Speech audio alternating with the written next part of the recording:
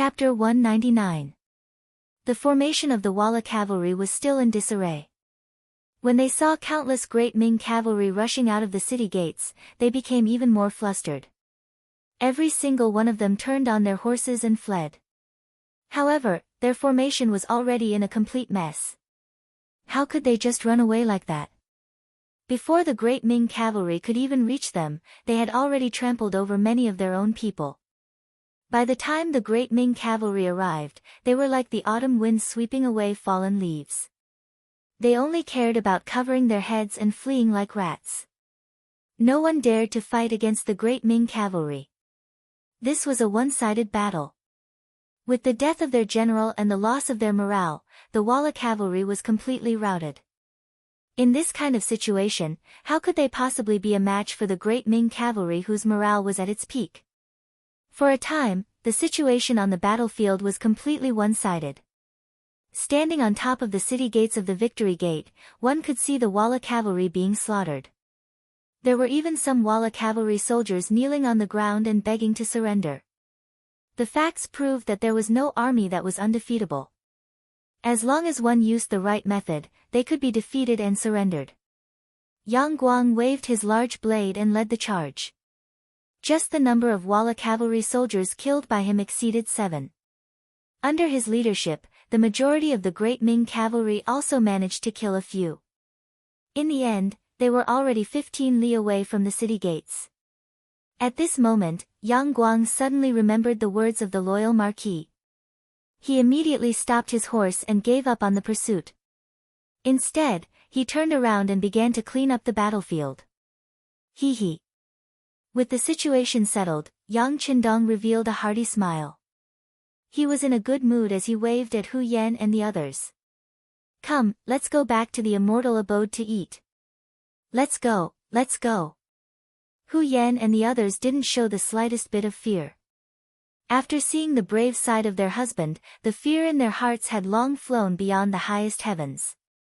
Marquis Yang, the war isn't over yet. Sun Tong saw that Yang Qindong was about to leave and hurriedly stood in front of him with a pleading expression. Isn't today's war already over? Oh, that's right. You can also bring your subordinates to capture captives now. That's a great contribution. After we clean up the battlefield, we can report to the emperor. As for Marquis, he is a little tired and should go back and rest.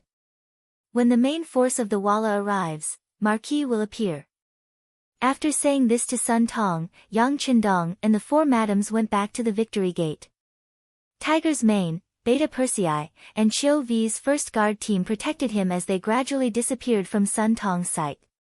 Seeing Yang Qindong leave in such a carefree manner, Sun Tong felt a little regretful. He regretted that he did not seize the opportunity to associate with the loyal marquis, and regretted that he sent the information that the city gates were wide open to the emperor. Since the deed had already been done, he could only think of a way to make up for it in the future. As for now, of course, he had to lead the troops to capture the captives. Just as Yang Qindong had said, this was a great contribution.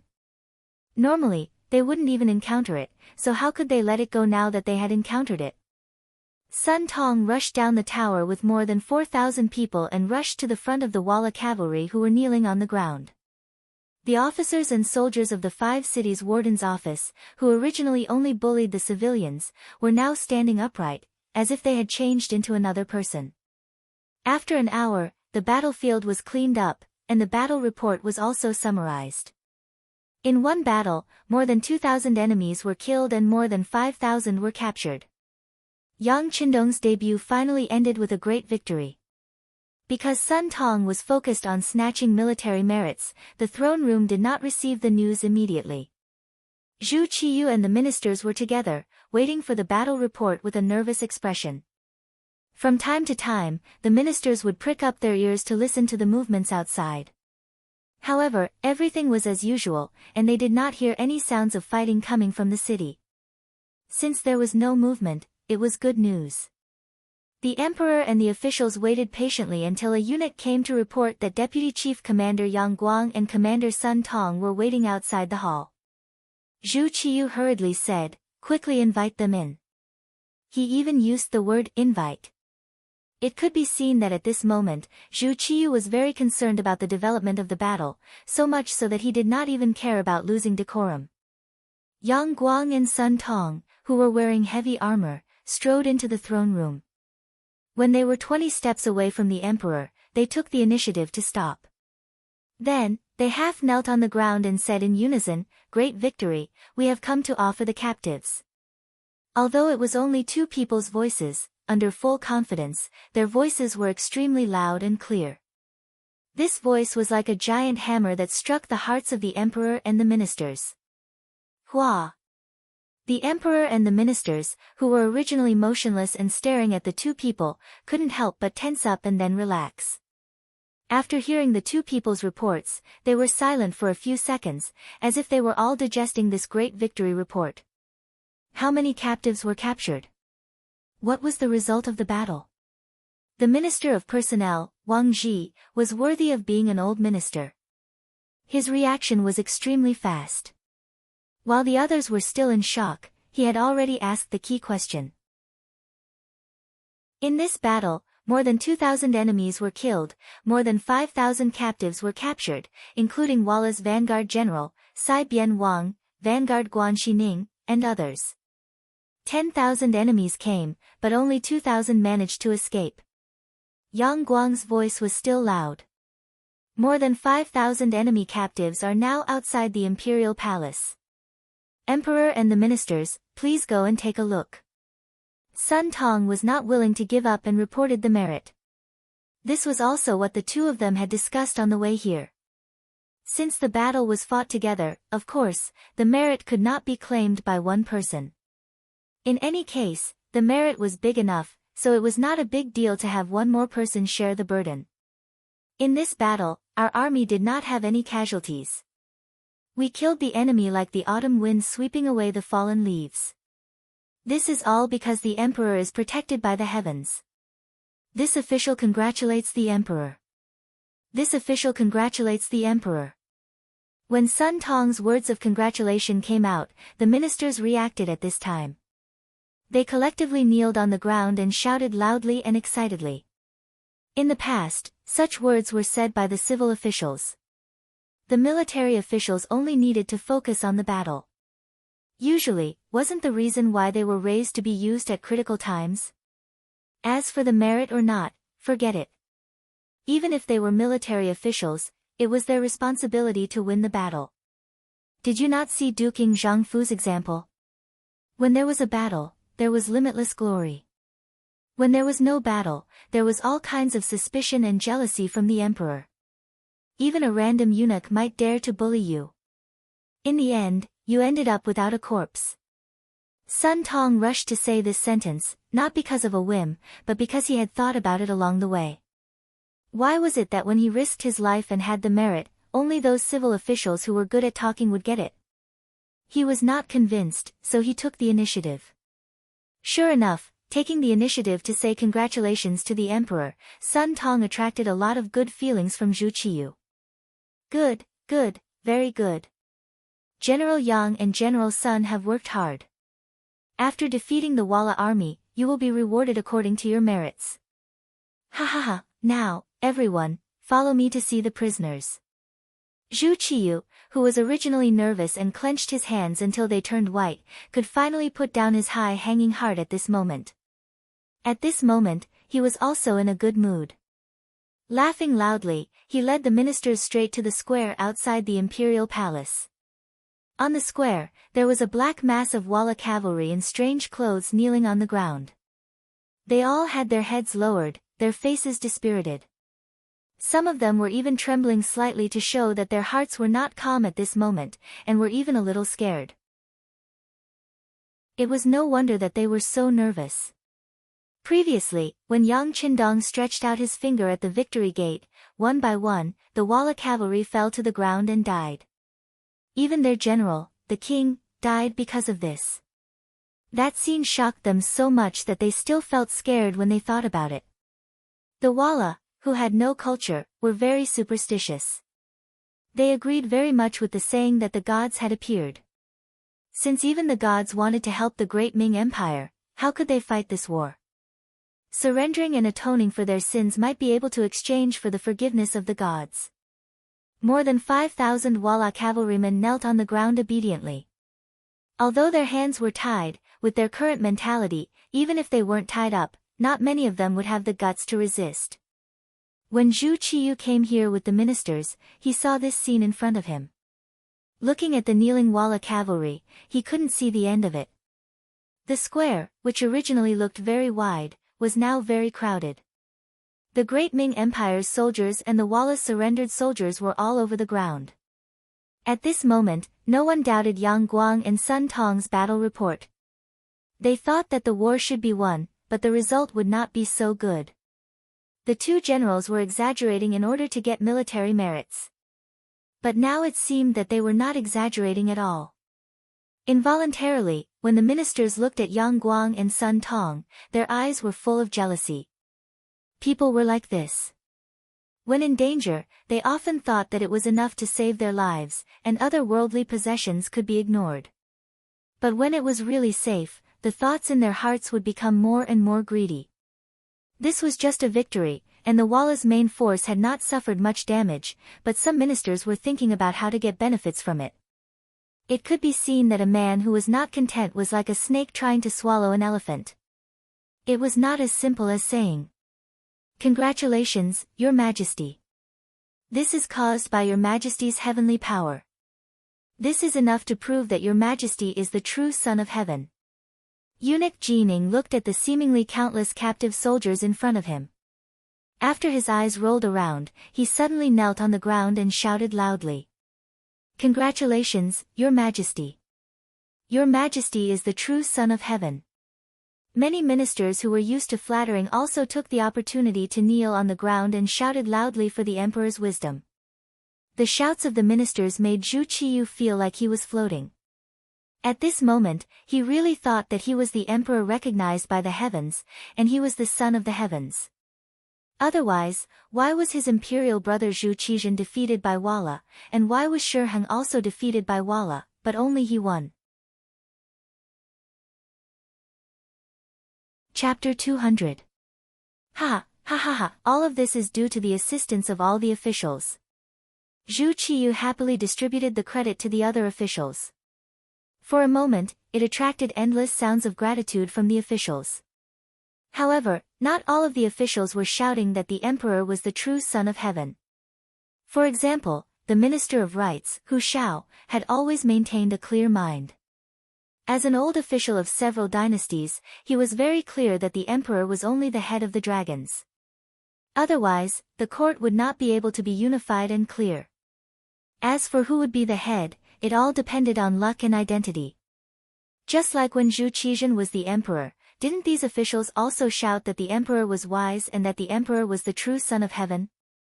But in reality, after losing the battle, everyone instantly shut their mouths. Now, they began to praise Zhu Qiyu again. It was really unknown how thick the skin of these people was. However, in the court, there were some things that had to be done. If you were too independent, you would only be isolated by the other officials. In that case, it would really be difficult to do anything. However, even if they wanted to flatter, shouldn't they do it more gently? Zhu Qiyu had been nervously waiting in the imperial palace. What did the victory of this battle have to do with him? He was somewhat displeased, or perhaps it was because of the unfairness of his grandson-in-law. When everyone was shouting that the emperor was wise and long live the emperor, Hu Shao suddenly said, "Generals, where is the Marquis of Loyalty and Courage? Why is he not here? Did he leave the city to chase the enemy or was he injured in the battle?" Finally, someone mentioned Yang Qindong. The originally noisy scene instantly quieted down. Hu Zhao's words were like a bright slap to the face, causing many of the officials' faces to turn red. The true hero of this battle should be Yang Qindong, without a doubt. However, so much time had passed, yet no one thought of him.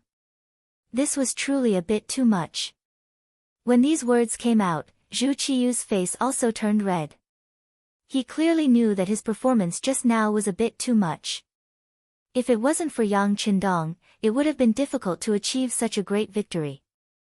After he knew of the great victory, he didn't think of the person with the greatest merit and instead received the congratulations of the officials. This was truly a bit too much. Fortunately, Hu Xiao gave a timely reminder. He also asked, "That's right, why is the Marquis of Loyalty and Courage not here? Why don't we see him?" Zhu Qiyu pretended to be anxious for the officials to see. This immediately attracted many of the officials' nods.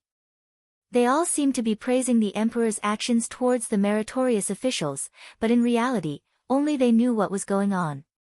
Yang Guang and Sun Qindong, the Marquis of Loyalty and Courage. After all, without this person, there wouldn't be today's victory, and they wouldn't have had the chance to be in the limelight. However, it seemed to be a little late for the emperor to ask about it now. No matter how, the emperor of loyalty, Zhu Guang. Now that he was asked, the two immediately knelt on the ground and replied, "Your Majesty, the loyal Marquis wasn't injured. He only said he was tired and went back to rest." Tired? Resting? Zhu Qiyu was confused by this answer. He stood there with a face full of suspicion. Yes, he is indeed tired. The truth is like this. Sun Qindong narrated what happened on the battlefield. From Yang Qindong's scolding Xi Ning for being unfaithful, unfilial, heartless, and unjust, he pointed out and Xi Ning died. After that, he pointed out that Xi Ning fell off his horse and died, causing the Walla army to lose morale. Everyone listened to Sun Qindong's narration as if they were listening to a heavenly book. For a moment, everyone's faces tightened. They didn't expect the young Marquis to have such ability. While everyone was still digesting Sun Qindong's words, Minister of War Yi Ming spoke first. "Commander Sun, do you know what you just said? The person standing in front of you is the Emperor, the Son of Heaven. How can you speak without thinking? This subject is not speaking nonsense. What I said is the truth. If you don't believe me, you can ask Commander Yang and all the soldiers who participated in the battle." Sun Qindong heard Yi Ming accuse him of lying and immediately defended himself. A small commander, who was only a 6th-grade official, dared to contradict a 2nd-grade minister of war. This naturally made Yi Ming's face turn ugly. He secretly made a note of this person and thought that if he had the chance, he would definitely teach him a lesson. His gaze fell on Yang Guang.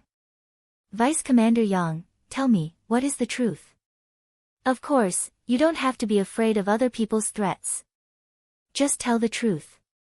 With this minister here, no one will dare to make things difficult for you." Yi Ming said this not to support Yang Qindong, but to guide him to refute Sun Qindong and deny the fact that the greatest contributor in this battle was Yang Qindong. If a minister of war were to question a vice commander, the latter would be scared to the point of wetting his pants. However, Yang Guang, who had just experienced a battle, was full of admiration for Yang Qindong. How could he dare to speak ill of him? He immediately kowtowed to the ground. This general does not dare to speak nonsense. What Commander Sun said is the truth. Wow! As soon as Yang Guang's words fell, the crowd once again exclaimed in surprise. Since the two generals had said the same thing, it seemed that this matter was true. However, how could Yang Qindong kill anyone he pointed at? Could it be that he had some kind of sorcery? Yi Ming stood there with an ugly expression. The two of them were his subordinates in name, but now they dared to refute him in public. It was truly embarrassing. Fortunately, no one's attention was on him, so he didn't lose too much face. After hearing Sun Qindong and Yang Guang's explanation, the officials finally understood why the loyal Marquis was tired and needed a good rest. It was probably because the sorcery he used was too tiring. Of course, some people who knew immediately thought of the mercenaries who had the most advanced firearms. These people only knew that the mercenaries' firearms were very advanced. As for how advanced they were, they didn't know. After hearing what happened on the battlefield today, they had a new view of the matter. Zhu Qiyu was naturally one of the people who knew. But the more it was like this, the more worried he was. This advanced firearm could easily take a person's life from 1,000 meters away. If that was the case, didn't it mean that if one day they wanted to deal with him, he would also have nowhere to hide? As soon as this thought appeared, it was like a large stone pressing down on him, making it hard for him to breathe. He even felt a little restless. As the emperor, the thing he was most worried about was that he couldn't control the situation. Then he wouldn't be able to decide the life and death of others. At this moment, the joy of winning the battle was no longer as strong. Instead, it was replaced with a worried expression. Zhu Qiyu left first, accompanied by head eunuch Qing. Without the emperor, the officials also lost the mood to celebrate. One by one, they turned and returned to their own residences. With today's victory, they could finally go back and have a good night's sleep. In the imperial palace, Zhu Qiyu walked in front with a heavy heart. Behind him, Qing followed step by step. It wasn't until they entered the rear courtyard of the imperial palace and there was no one around that he quickened his pace. He was half a step behind the emperor when he said, "Your Majesty, are you worried about the Marquis of Loyalty?" "Yes." Without anyone else around, Zhu Qiyu finally admitted, "The mercenaries' firearms are too advanced. The Marquis of Loyalty has such a good relationship with them." If they, Zhu Qiyu didn't finish his sentence, but he believed that Qing would understand.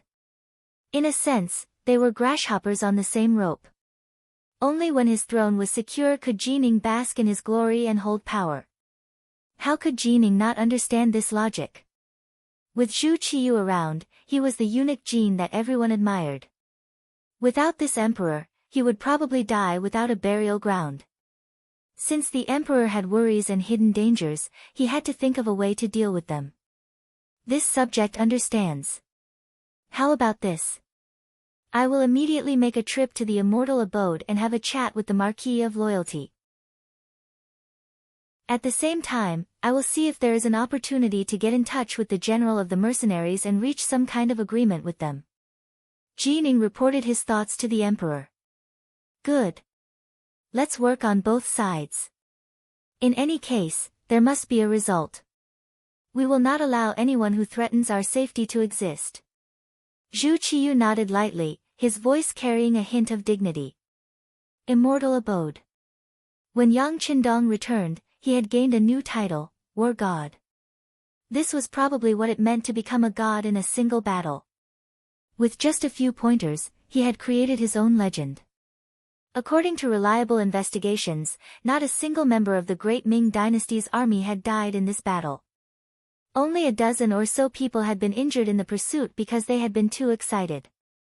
The achievement of repelling 10,000 enemies with 0 casualties was worthy of this title. This was the benefit of having a weapon that transcended time. It wasn't that the Walla was useless, but rather that the Ghost Shadow Sniper Squad's marksmanship was too miraculous. In the Immortal Abode's study, Yang Qindong was listening to the report of the Deputy Chief of the Security Bureau, Yang San, with his eyes closed. Summarizing a battle after a battle was an excellent tradition. Even Yang Qindong was no exception. Before this battle, he had already made plans for the worst-case scenario. That was, the Walla cavalry wouldn't stop and would directly attack. If that were the case, the 4 companies of Cold Vanguard lying in ambush outside the Victory Gate would all attack. If that were the case, no one could guarantee that the Cold Vanguard wouldn't suffer any losses in the chaotic battle. After all, their greatest shortcoming was their lack of numbers. If they really did encounter enemies who didn't fear death, how many people could they kill with 400 guns? Fortunately, the Victory Gate had been opened wide, allowing Wang Zhan to fantasize about such a smooth battle. You can't rely on luck in war. This must be conveyed to Commander Leng Song, as well as to the ears of every Cold Vanguard soldier. Yang Qindong heard from Yang Ben that some of the Cold Vanguard soldiers had different opinions about only lying in ambush and not fighting head-on. After saying that the young master was being too careful, his expression became extremely serious. Chapter 201. Yang Qindong didn't blame them for having such thoughts and complaints. After all, they wielded the most advanced weapons in the world and had undergone the strictest training. However, they couldn't afford to be arrogant. Otherwise, they would suffer a setback sooner or later. Since Leng Feng had the intention to underestimate the enemy, they had to correct the situation. Seeing how serious Yang Qindong was, Yang San hurriedly took out a notebook and wrote everything down. He couldn't help but nod his head. This subordinate will immediately go to the courtyard to let everyone know about this and let them know that young master cares about them. At the same time, inform them that the Wallace vanguard has been defeated, but Yes Hen won't let it go so easily. There will be at least one more battle. Tell them to be prepared. Yang Qindong nodded his head in satisfaction. Then, he thought of the matter in the imperial court and asked, right, after this battle, what are the thoughts of His Majesty and the officials? Has there been any controversy in the imperial court? Young master, this subordinate was just about to report this matter. I just received news from Lord Su Yozhen that not long after you gave the order to open the city gates, the imperial court learned of this matter. After our investigation, we found that it was probably Commander Sun Tong who sent someone to report this news. Because of this, there are people who are slandering the young master, saying that you are colluding with the Walla. The new Minister of War, Yiming, is the main culprit. The Minister of Revenue, Jin Lian, and the Minister of Works, Shi Pu, have spoken up in support of this matter. It was only after Minister Hu Mang stepped in that these rumors were suppressed. Do you think we should do something in private? The situation in the capital isn't stable at the moment, so it's normal for a few people to be missing. Yang Sen reported while carefully looking at Yang Qindong. He had already made his intentions clear. Since there were people who wanted to deal with the young master, it would be better to strike first and get rid of him. No. Yang Qindong quickly shook his head upon hearing Yang San's thoughts. The great Ming dynasty's problems don't completely originate from the imperial court. These people are just representatives of Confucianism. Even if all the ministers in the court are arrested, there will still be people who will be re-elected. This is simply a problem with the system. There is no end to killing people. Yang Qindong was very clear in his heart. Looking at the history of China, ever since the Han dynasty revered only Confucianism, the disciples of the Confucian sect were the privileged class, high and mighty. Over the years, they had become accustomed to it. They monopolized education and the officialdom. They were corrupt, conservative, and stubborn. However, they were so powerful that even the emperor had to give face to them. Often, they would support things that were beneficial to them and oppose things that were not. Yang Qindong's appearance was a threat to them. It was just that the fight had not reached the root of the problem yet, so it had not escalated to the extreme. This was also one of the important reasons why Yang Qindong only developed in the business world. Yang Bao's distribution, Immortal Abode and Sky Beyond Heaven's hot sales, plus the Yang family's bank that was going to be established soon, gave people the feeling that they were thinking of ways to earn money. In the eyes of the Confucians, they were just stained with the stench of money and could not be brought to the table. In truth, all of this was Yang Qindong's intention. He did not come into contact with other industries in order to avoid direct confrontation with the Confucian faction. What he needed to do was slowly infiltrate. Once he had enough influence, some things would naturally come naturally. But before that, not even the emperor could touch this faction, and those who angered him would not have a good end. Why would he want to provoke them? Yi Ming and the others had only tried to undermine him because they did not want to see him gain too much power and merit. In the end, it was still jealousy at work. This sort of mentality was of no consequence to the overall situation, so there was no need to care too much about it. On the contrary, if he killed them now, anyone who wasn't a fool would be able to see that he was the culprit. That would be tantamount to declaring war on the Confucian sect. He wouldn't do such a thankless thing. Yang Qindong had vetoed the decision to attack Yi Ming and the others, so Yang San knew that the time was not right.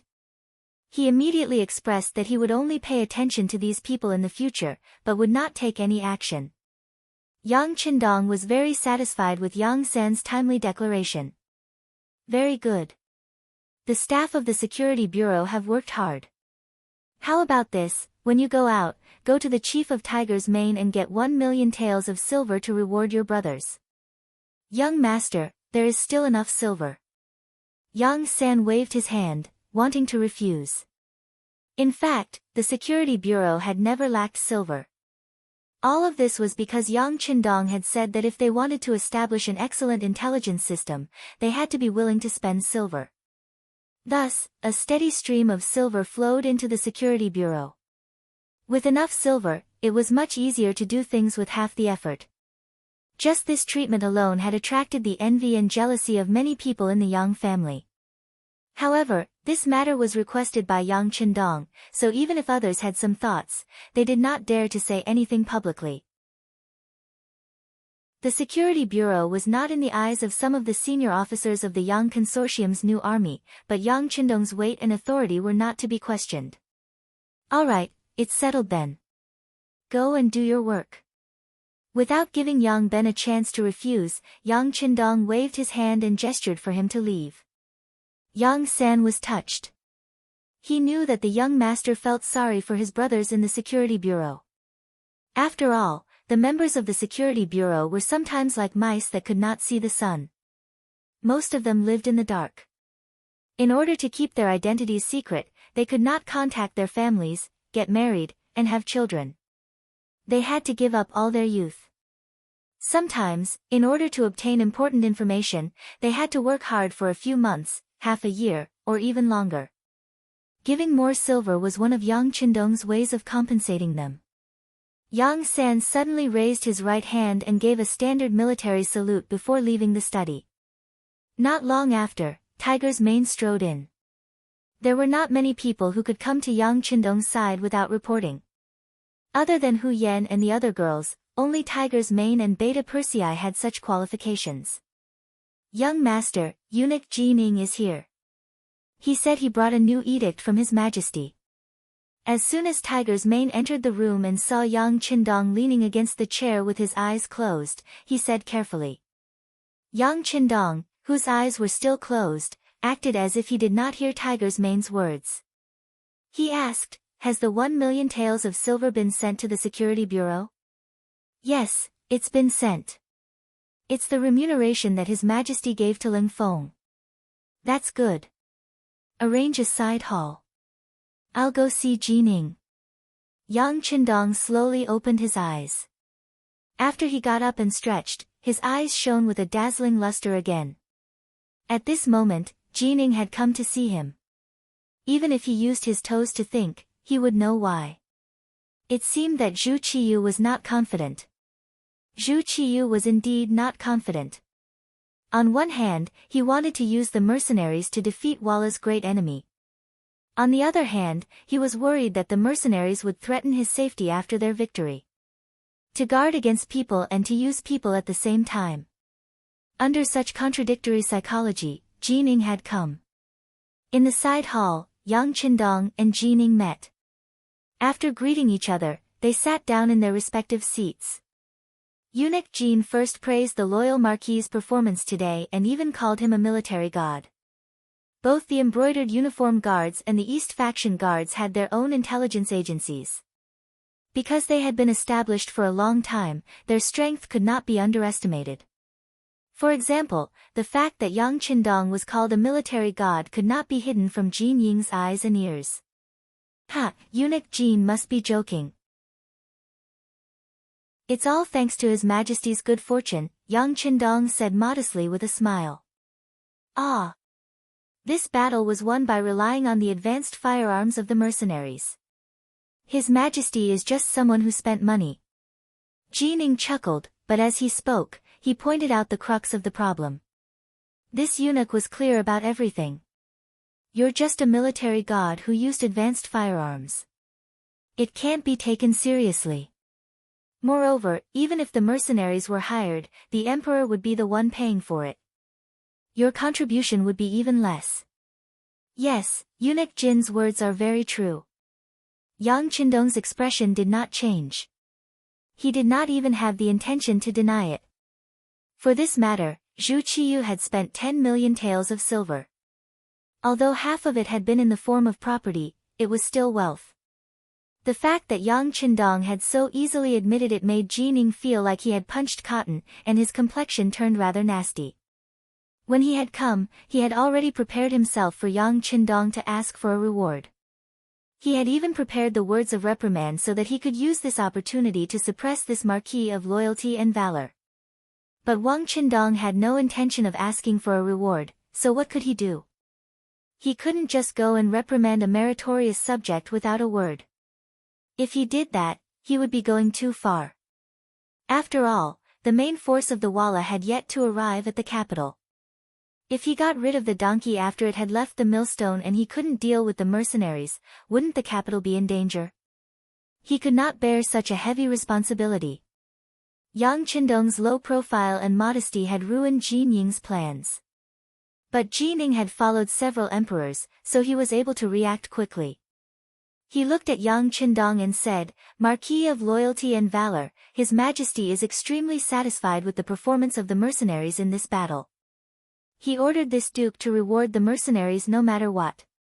The imperial kitchen has prepared a lot of food for this occasion. Marquis Yang, why don't you tell them so that they can make things easier for you? At the very least, His Majesty should act as a host." Listening to Jin Ying's words, Wang Qindong knew that Jin Ying still wanted to go around him and get in touch with the mercenaries.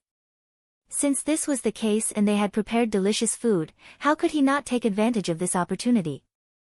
If he could save on the immortal abode's food, why not? He smiled and said, "All right, since it's His Majesty's wish, this marquis will send someone to accompany Jin Gonggang to the mercenary camp's courtyard."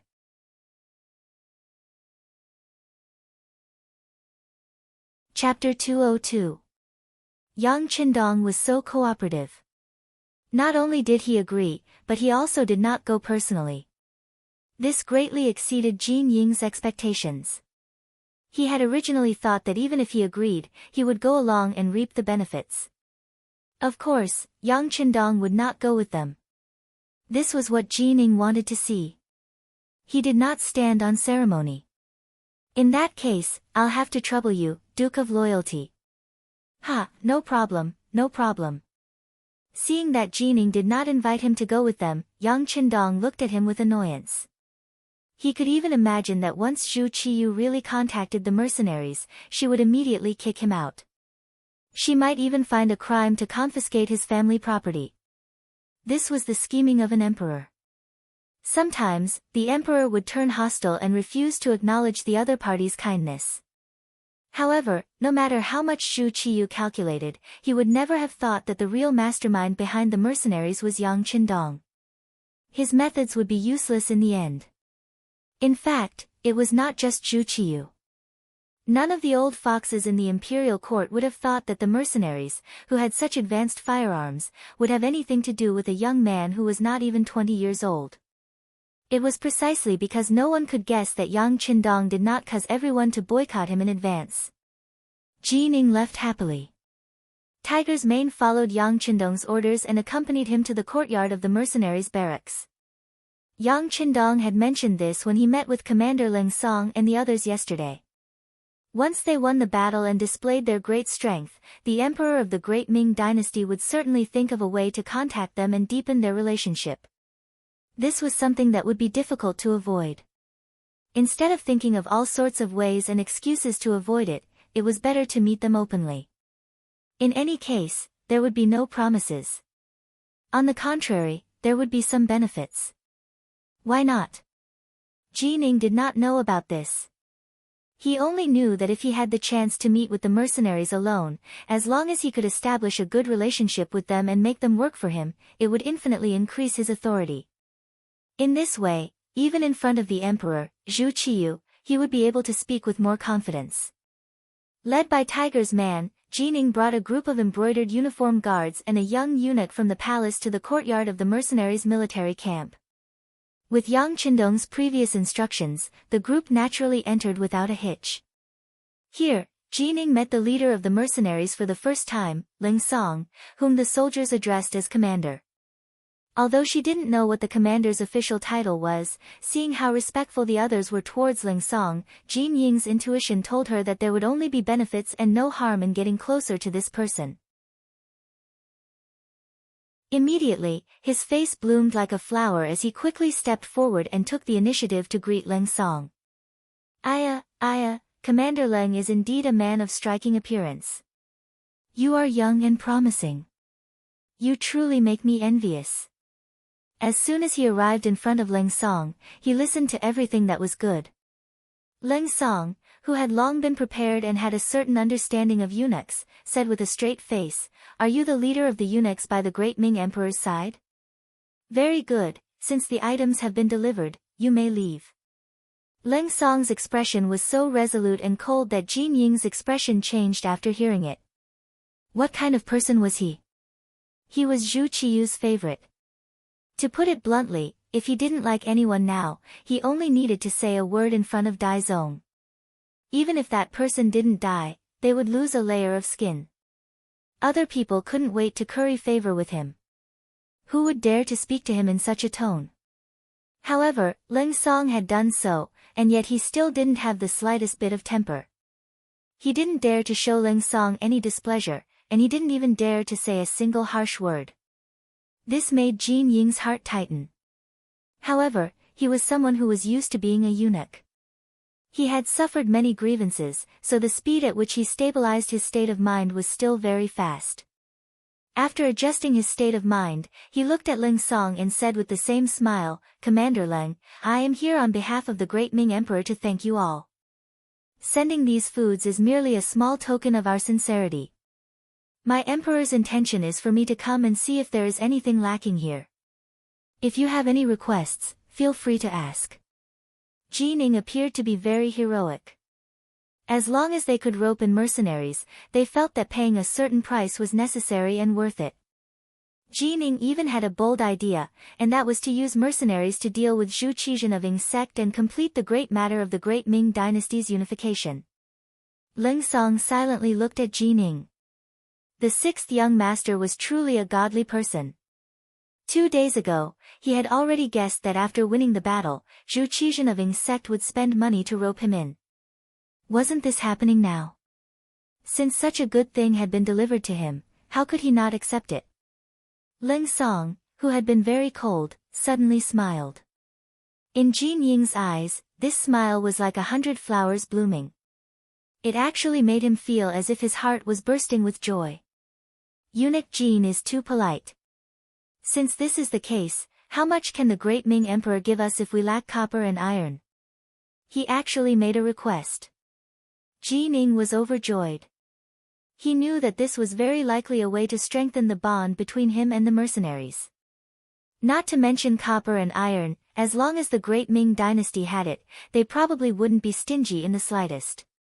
Well said, well said. The mercenaries have helped us defend against foreign enemies, so you are our best friends. Whatever you need, we will find a way to satisfy you. Since Jining had agreed so readily, Leng Song naturally had to express his gratitude.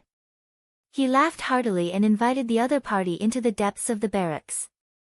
On the surface, the relationship between the two sides seemed to be quickly warming up. Jining and Leng Song took this opportunity to get to know each other better, and reached a certain consensus. When he left, Jin Ying's face was filled with excitement, as if an old tree had just bloomed. When the other junior eunuchs saw this, they felt an inexplicable sense of fear. They seemed to have seen eunuch Jining regain his manly vigor. He was probably going to find them at any time to have some fun. There were many times when the world of eunuchs was unknown to outsiders, and they couldn't understand it.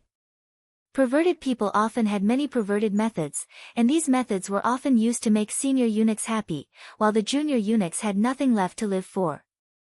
Not long after Jining left, an inconspicuous man dressed as a woodcutter walked out from the rear courtyard of the barracks, heading straight for the immortal abode. No one knew that this inconspicuous man was a secret agent from the security bureau. He wanted to report the details of Leng Song and Jin Ying's conversation to the sixth young master. In the palace, Jining was delighted to see Zhu Qiyu. She then truthfully reported to Zhu Qiyu what she had discussed with Commander Leng. Your Majesty, this subject has already found out that the headquarters of the mercenaries are at sea, on a large ship. They don't have a fixed residence, and will go wherever they are needed. Most of the mercenaries are from the Great Ming Dynasty, but because they can't survive under the harsh governance of the local officials, they have no choice but to take the risk and seek a living at sea. Qing proudly told Zhu Qiyu everything she knew about the mercenaries. Those corrupt officials. When Zhu Qiyu heard this, his face was filled with anger. For such talented people to be chased out of the country, those local officials were the sinners of the country. Yes, corrupt officials should be killed. But if it weren't for their actions, these people would only be decent soldiers at best. Without advanced firearms, they would be no different from the ordinary soldiers of the Great Ming Dynasty. Through her understanding of Zhu Qiyu over the past few days, Qing had more or less seen through him. This emperor was the type who had great ambitions. He truly wanted to become a famous ruler and strengthen the Great Ming Dynasty. However, some things couldn't be changed by one's will. If he truly wanted to revive the Great Ming Dynasty, there were still too many things that needed to be done. How to strengthen the Great Ming Dynasty was a grand goal to begin with. It was difficult to explain in a short amount of time. Qing wanted to talk about the problem at hand, so Gu Qing continued, "Your Majesty, it's because of the advanced firearms that these mercenaries possess undefeatable battle prowess." From chatting with Commander Ling Song, this subject found out that it was because the loyal Marquis had unintentionally made a business deal with them that he gained their basic trust. For example, most of the goods sold in Heavens Beyond Heaven were provided by the mercenaries. After Yang Qindong obtained them, he sold them at a high price to the merchants and commoners of the Great Ming Dynasty. Speaking of which, he's the blood-sucking one of the most corrupt officials. That's right. Although the loyal Marquis is young, his ambitions aren't small. This person isn't easy to get along with. If there's an opportunity in the future, we have to think of a way to get rid of him. Zhu Qiyu nodded in agreement. Ever since he ascended the throne, Yang Qindong had been demanding things from him. He didn't behave like a subject should. It was precisely because Yang Qindong protected his imperial brother, Zhu Qizhen, that the Great Ming Dynasty was suddenly split into two halves. Although he did contribute to the defense of the capital this time, how much money did he get from the Great Ming Dynasty's treasury and how much imperial property? A subject who profited from the country's war was truly infuriating and deserved to be killed. If it weren't for the fact that the defense of the capital was imminent, in a fit of anger, he might have already issued a decree to kill Yang Qindong. Seeing that the emperor was full of loathing for the loyal Marquis, Qing felt a burst of joy in his heart. This was exactly what he wanted. Yang Qindong's wealth and influence were simply too tempting. If he could get rid of this person, the profits would definitely not be small. Most importantly, if he got rid of this person, he would be able to privately contact the mercenaries and become the link and bridge between them and the Great Ming Dynasty's commerce. At that time, would he still have to worry about a steady flow of money? Yes, Your Majesty is right. However, these are all trivial matters at the moment. How to maintain a close relationship with the mercenaries is the most important thing. This subject thinks like this. First, we need to get closer to each other so that they won't have any ideas about us. Second, we need to make them work for us. With their support and assistance, it won't be difficult to drive away Walla or defeating Zong. We can even buy a large number of advanced firearms from them. It won't be impossible for us to expand our territory and strengthen our Great Ming.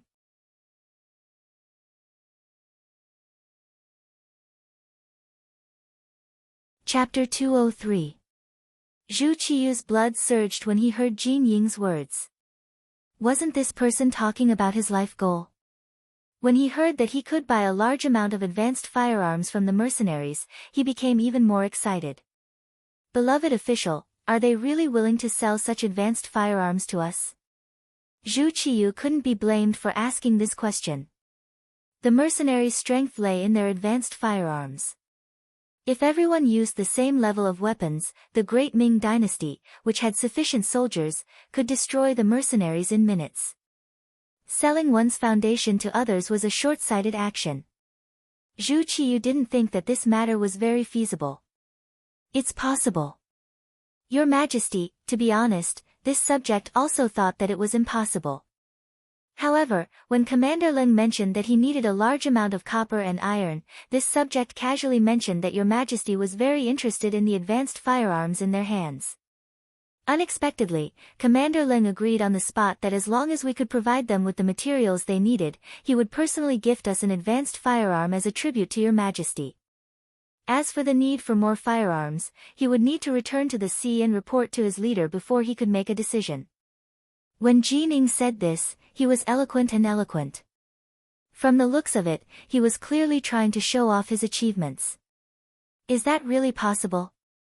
That's great. This way, we can give them as much copper and iron as they need, as long as we have them in our national treasury. Although we can only get one first, we have a lot of skilled craftsmen in the Great Ming Dynasty.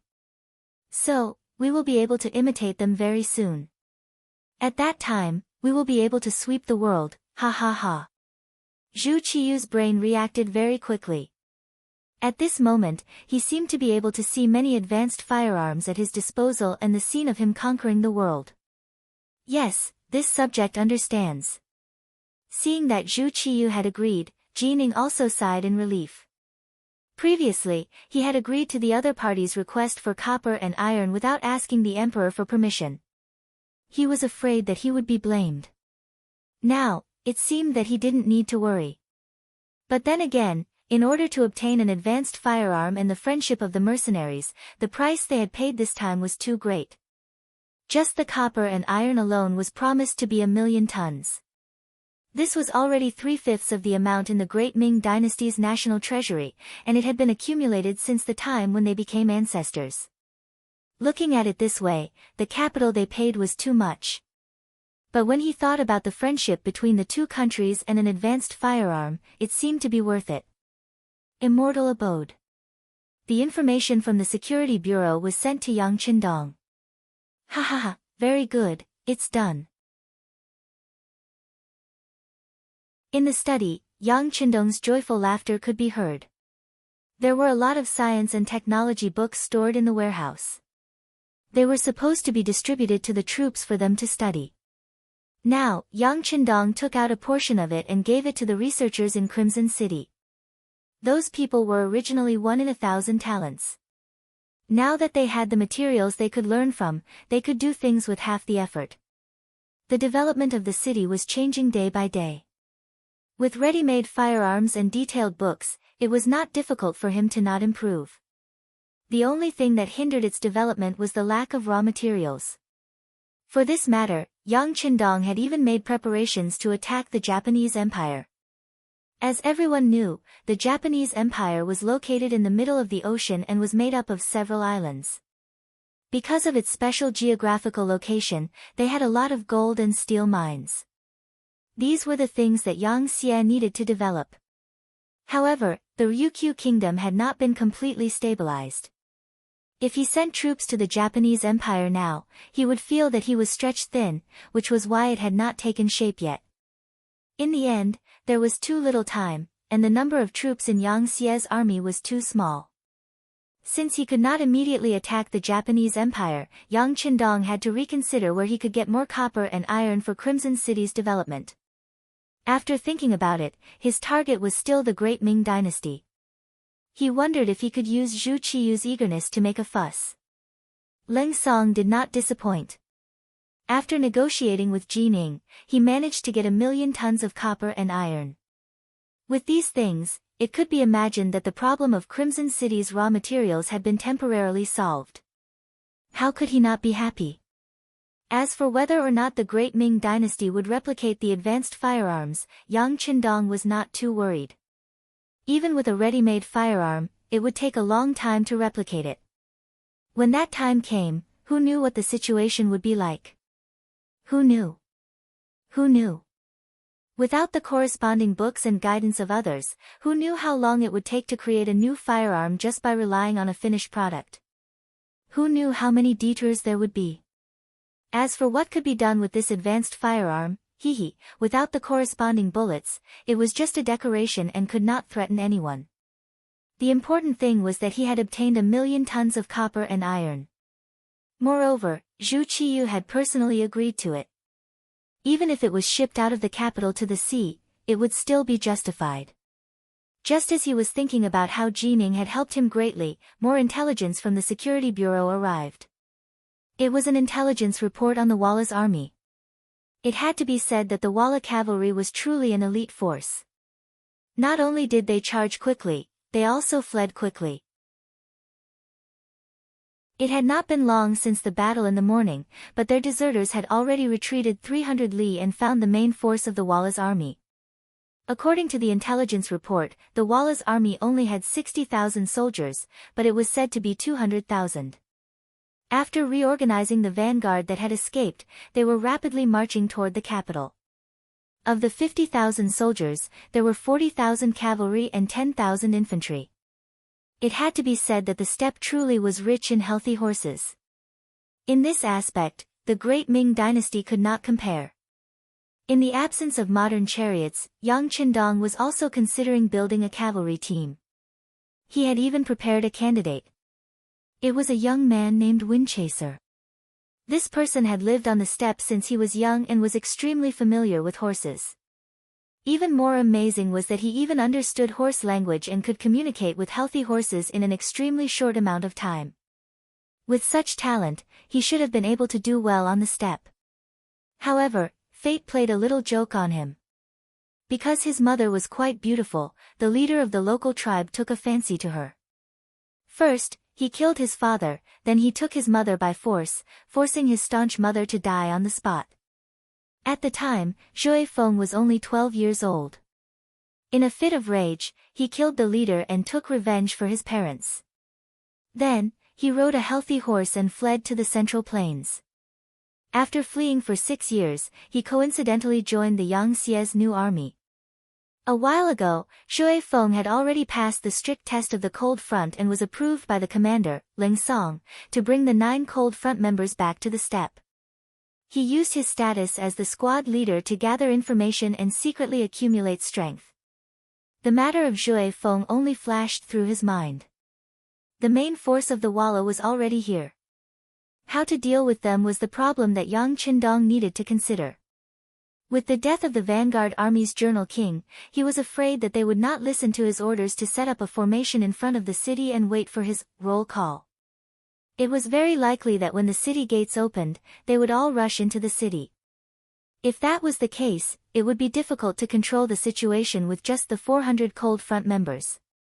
Therefore, not letting the enemy enter the city was a prerequisite. Defending the city did not satisfy Yang Qindong. He needed to attack and not passively defend. The great Ming dynasty could not allow the Mongol tribes to bully them.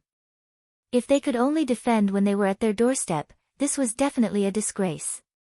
Take the initiative to attack and kill our way out. This thought quickly flashed through Yang Qindong's mind. He got up and went next door. There, Tiger's Mane and the others had already set up a reconstruction sand table based on the information from the Security Bureau. Striding in front of the sand table, Yang Qindong's gaze swept across the table. One plan after another was quickly formed or rejected. Gradually, the battle plan became more and more mature. Walla Army Camp. After attacking for an entire night, it could be said that the men and horses were tired. Most of the soldiers were resting in their tents. However, as the leader, Yes Hen could not sleep. He was holding an impromptu meeting with his generals to consider the upcoming battle with the great Ming dynasty. Participating in the meeting was his other brother, Borimo, the general's grandfather, and other tall Mongol warriors with a valiant aura. Everyone, the news of the General King's defeat and death should be known to everyone. What do you think? As the de facto leader of Walla, Yes Hen had a dignified aura. Compared to the great Ming dynasty, the people of Walla acted more rudely and directly. As soon as Yes Hen finished speaking, the general's grandfather took the initiative to stand up and loudly said, "Leader, we have the world's fastest horses and superb riding and archery skills. We only need to rush into the great Ming dynasty's capital. With our warriors, who can stop us?" As for the periodical king being killed, I think he simply wanted to imitate the Han people and hold a meeting before the battle. This gave the other side the opportunity to be attacked by our unknown hidden weapons. It's nothing to worry about. The general's grandfather was a famous warrior in Walla. He was known for his extraordinary strength and superb archery skills. After many military achievements, he was favored by Yes Hen. Naturally, when he spoke, there was no need to worry so much. Yes, we only need to kill with our army. At that time, no matter what the other side has, they will not be able to succeed. Facing Emperor Ingzong's 500,000 troops, we can win. Now, there are only 10,000 enemies. It is not enough to worry about. After the general's grandfather took the lead, the other generals also shouted loudly and expressed their opinions.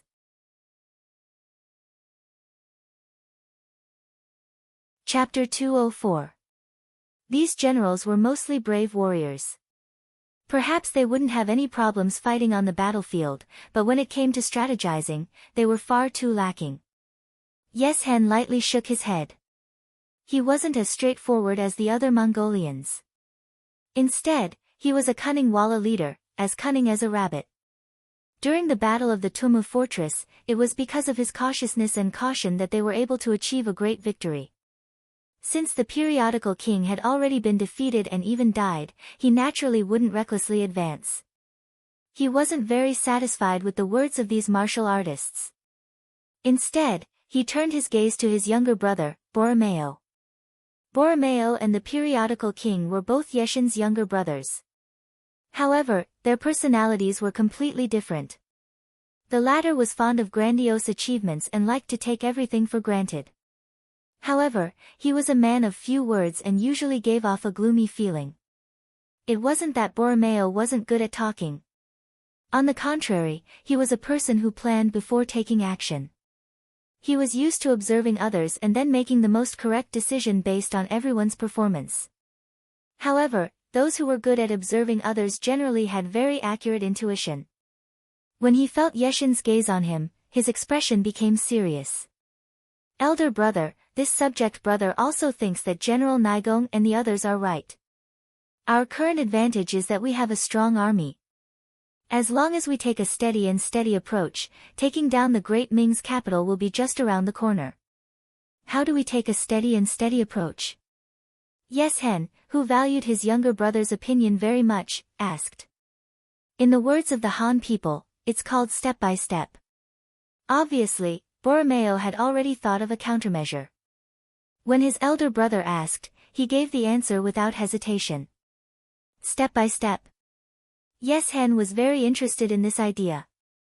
Tell me in detail. Yes. In fact, the method is very simple. In order to prevent the Great Ming's defeat from happening to us, we can take a divided approach. That is, one army will be at the front, one army in the middle, and one army will be at the back. This way, no matter which army is attacked, we can look after each other and support each other. If we don't encounter any attacks along the way, we will enter the Great Ming dynasty's capital in batches. Remember, don't learn from the king of magazines. Don't stop, just focus on attacking. If there's really a problem, just turn around and retreat.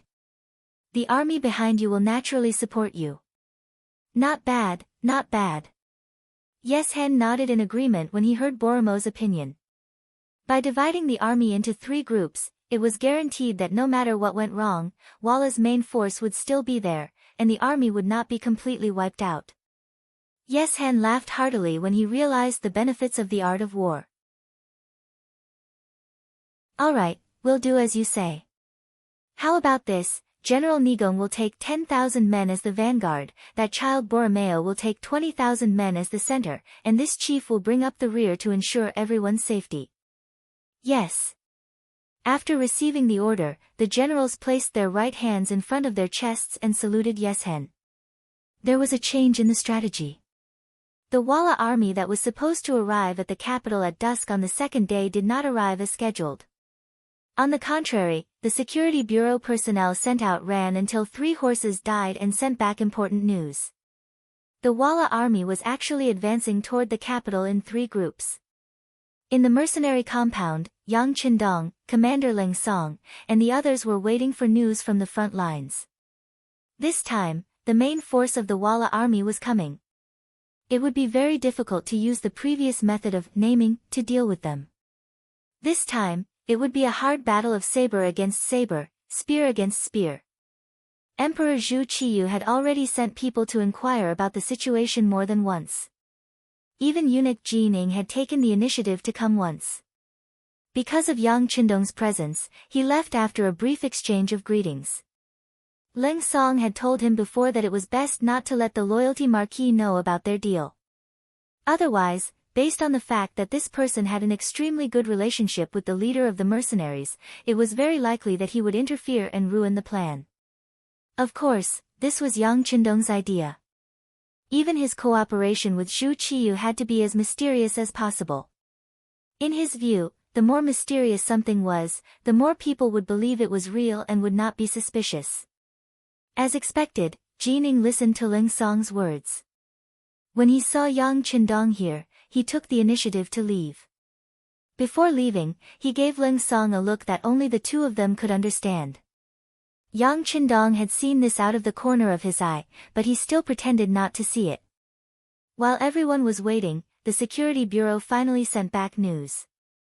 When they learned that the Walla army had not gathered together and had instead divided into 3 groups, Yang Qindong wanted to throw his head back and laugh.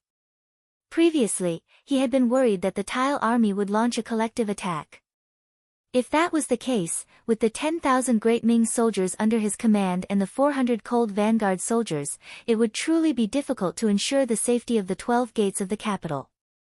As for going out to look for opportunities, the difference in numbers was too great.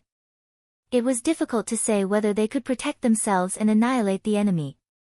Since he was leading the army into battle, if he only wanted to win, his expectations were too low. What Yang Qindong wanted was a complete victory.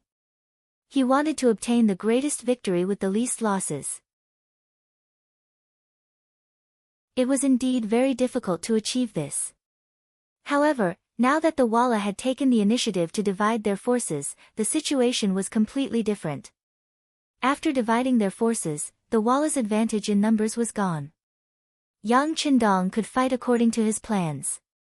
He strode to the sand table and looked at the 3-dimensional map that was almost engraved in his mind twice with his bright eyes. He suddenly pointed at a place called Willow Town and said, "It's here. Let's encircle the enemy and attack the reinforcements." Encircle the enemy and attack the reinforcements. Ling Song and the others were all excited when they heard this. Their eyes flashed. Yang Qindong had once introduced encircling the enemy and attacking the reinforcements in the tactical learning class. This was an effective method to annihilate the enemy. It would only be used when the enemy's numbers exceeded a certain level.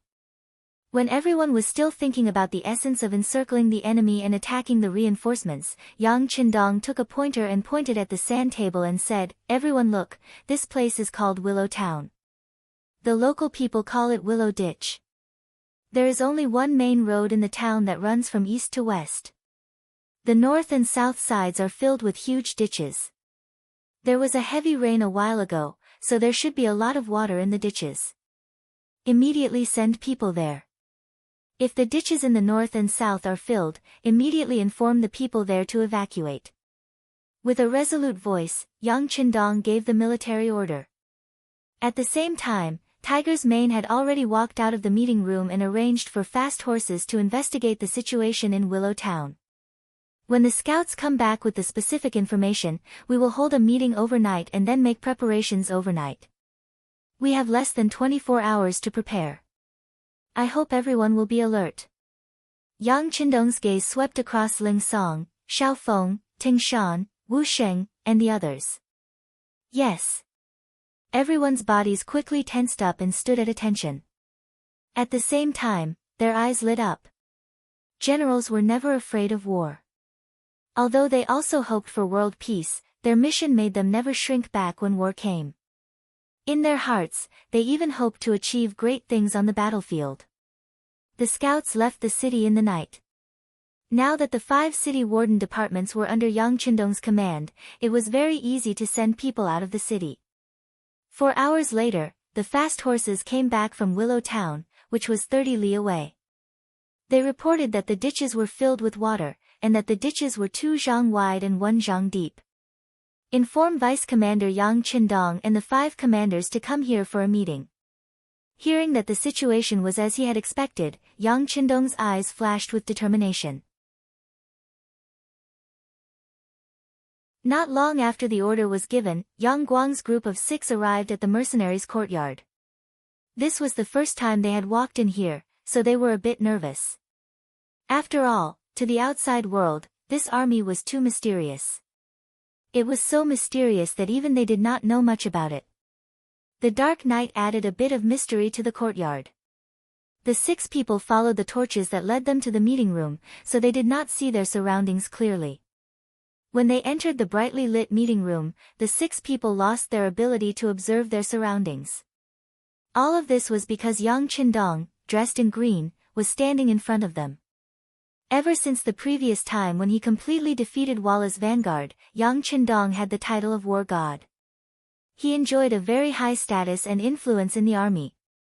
After this matter, Tao Jin, Yang Jia, Mao Fushou, and Gao Li all regretted it. They originally thought that with a war on the horizon, staying in the capital to maintain law and order was a very safe job. If the situation turned bad, they could immediately escape from the capital. But who would have thought that the defeated Great Ming army would be able to display such power in the hands of the loyal Marquis?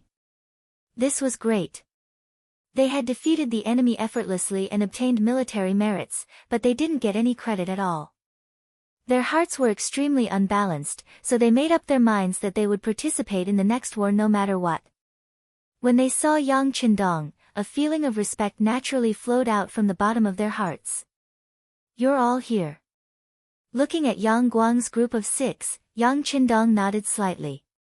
His gaze then landed on Tao Jin's group of 4 as he asked, "Everyone, the battle is imminent. It's better if you each lead some men to guard the city and maintain law and order." No.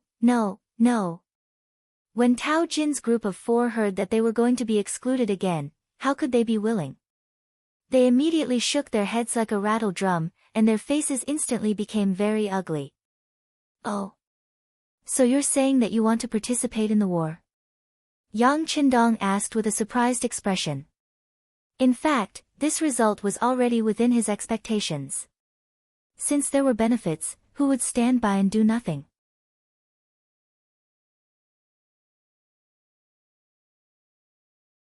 Chapter 205. Yes, we want to join the war. Tao Jin and the other 3 held their chests high, as if they were using their actions to tell Yang Qindong that they were men, and they were also the young generals of the 5 cities' warden's office. Seeing that the 4 of them were so determined, Yang Qindong nodded his head. Since you want to join the war, Marquis can agree to it. But there is one thing that needs to be emphasized. On the battlefield, no matter who it is, they must obey military orders. If anyone disobeys, they will be punished by military law and beheaded without mercy. Yang Qindong spoke seriously, but Tao Jin and the other 4 were even more serious.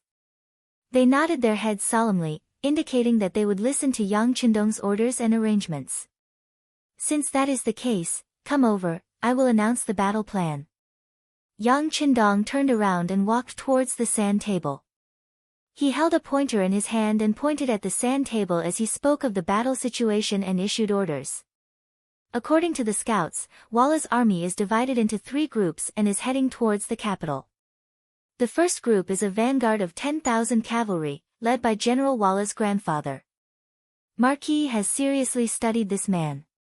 He is a man who is not afraid of death. His personality is straightforward and he kills without blinking an eye on the battlefield. But usually, this kind of person will not beat around the bush. If Marquis did not guess wrongly, he will definitely take the shortest route to the capital tomorrow.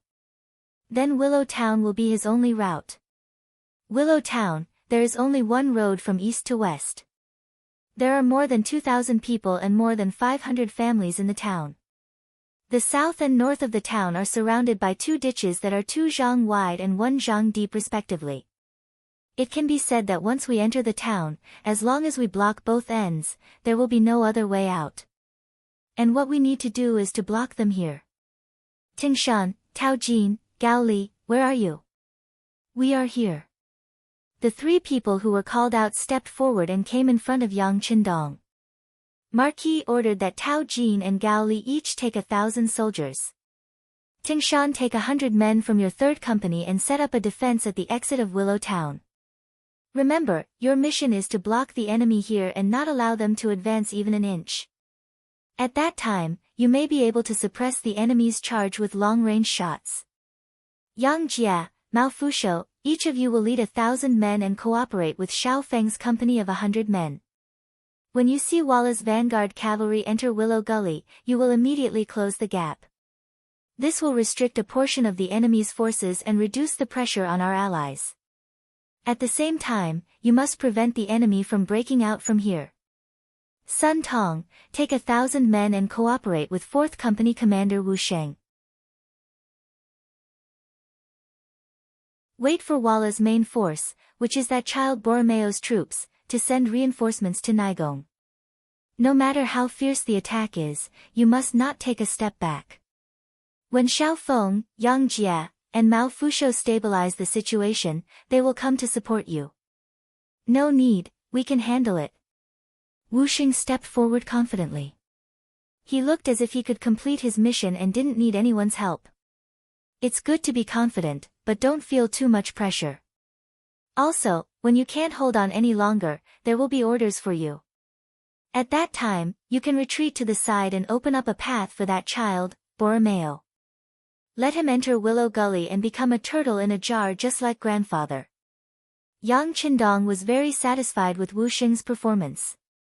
As a soldier, one must have the spirit of fighting for the sake of thousands of people. Otherwise, one wouldn't be an outstanding soldier. After patting Wu Xing's shoulder and having him back down, Yang Qindong's gaze fell on Ling Song and Yang Guang who hadn't been named yet. Your mission is to restrict Walla's leader, Yes Hen. No matter what, you can't let them advance too smoothly. Yes Hen is a very cunning and suspicious person. As long as he senses danger, he naturally won't recklessly advance. Once the time is right, I'll give the order. All you need to do is lead the army and charge over. When that time comes, you'll have done a great service. Yes, Ling Song and Yang Guang confidently replied. They had absolute faith in Yang Qindong. Since this was his order, it naturally couldn't be wrong. Okay, the order has been given. Is there anyone else who doesn't understand? If there isn't, immediately return to the armory and get a strong bow. Remember, other than cavalry, don't even think about engaging in close combat with the enemy. Just attack from afar. After assigning all the tasks, Yang Qindong calmly waved his hand. Although his blood was boiling at this moment, as a commander, he still needed to maintain his cool. This sort of performance would play a vital role in calming the soldiers. With this order, the army immediately began to get busy. What should have been a peaceful night in the capital was now bustling with activity. The army needed to prepare for battle and leave the city. Such an important matter had to be reported to the emperor and approved. Yang Qindong gave this task to Sun Tong. Marquis Yang, this general really didn't do it on purpose. When eunuch Jin sent someone to find me, I truly had no other choice. Sun Tong saw that Yang Qindong had given him this task and hurriedly tried to explain.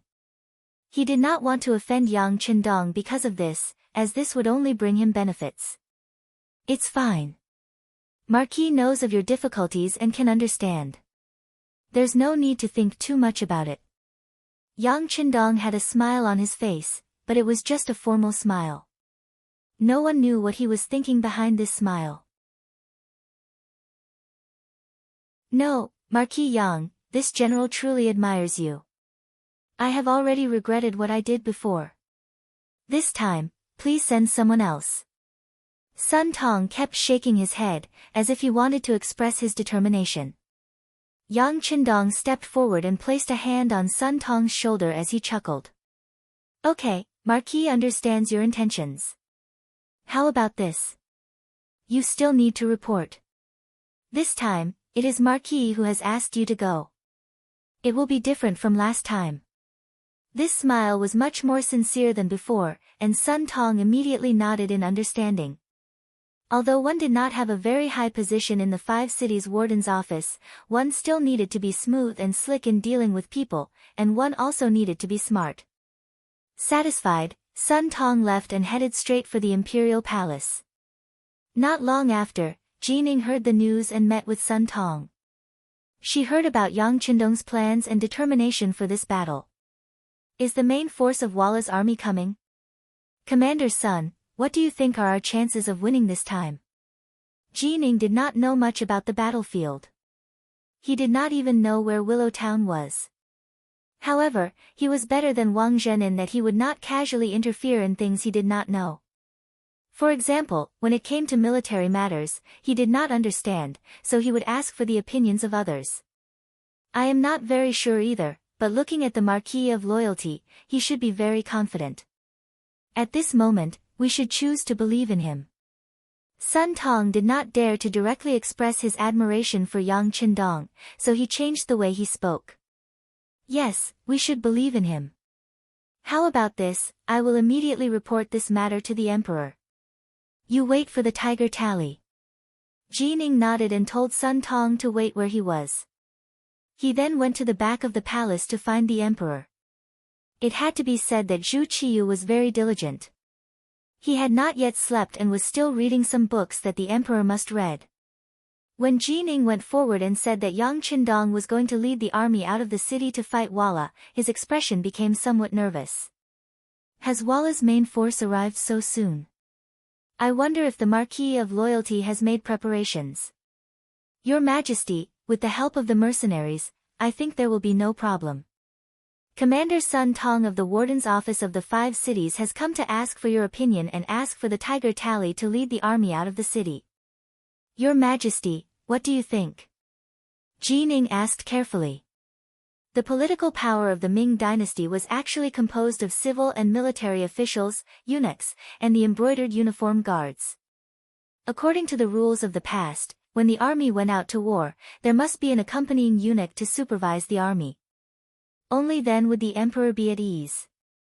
However, this obviously did not work for Yang Qindong. Last time, he had refused to accompany the emperor, and the emperor had also agreed. If they were to send an eunuch this time, would the other party think too much? However, if there were no eunuchs accompanying him, if he handed over the tiger tally so easily, the emperor would not even have the strength to fight back once he had other thoughts. What are you looking at? Since the Marquis of Loyalty is going to deal with Walla's army, just give him the tiger tally. Don't worry, Yang Qindong is the youngest son of Lord Yang Rong. He won't do anything to me. Zhu Qiyu clearly saw Jin Ying's worry. However, he had his own plans. In his opinion, Yang Qindong was a little unique in his way of doing things, but he should not have any thoughts about the throne. Otherwise, when he saved Yingzong, he could have held the emperor hostage and ordered his vassals. However, he did not do so. Now, he would not do something like rebelling. Since the emperor had said so, Jining could only nod and agree. However, for safety's sake, he still said, Your Majesty, why don't I personally go and see how the Marquis of Loyalty is preparing? Is there anything I can help with? That's good. Then you can go. Zhu Qiyu thought that sending Jining was a form of attaching importance to him, so he nodded and agreed. Following Sun Tong, Jining arrived at the courtyard where the mercenaries were stationed. When he saw Ling Song here, he merely nodded as a greeting. This was what the two of them had discussed before. In front of Yang Qindong, they would try their best to pretend that they were not familiar with each other to confuse him. How could he know that this was just Yang Qindong's idea? He wanted to give Jining hope and let him feel that he had a chance. This way, the mercenaries and himself would be safe and they would be able to reap more benefits. Marquis of Loyalty, is the army going to fight Walla? After entering the meeting room, Jining asked knowingly. That's right. It has already been arranged. We're just waiting for Your Majesty's tiger tally. Yang Qindong nodded and directly asked for the tiger tally. He had no intention of explaining the battle plan to Jining.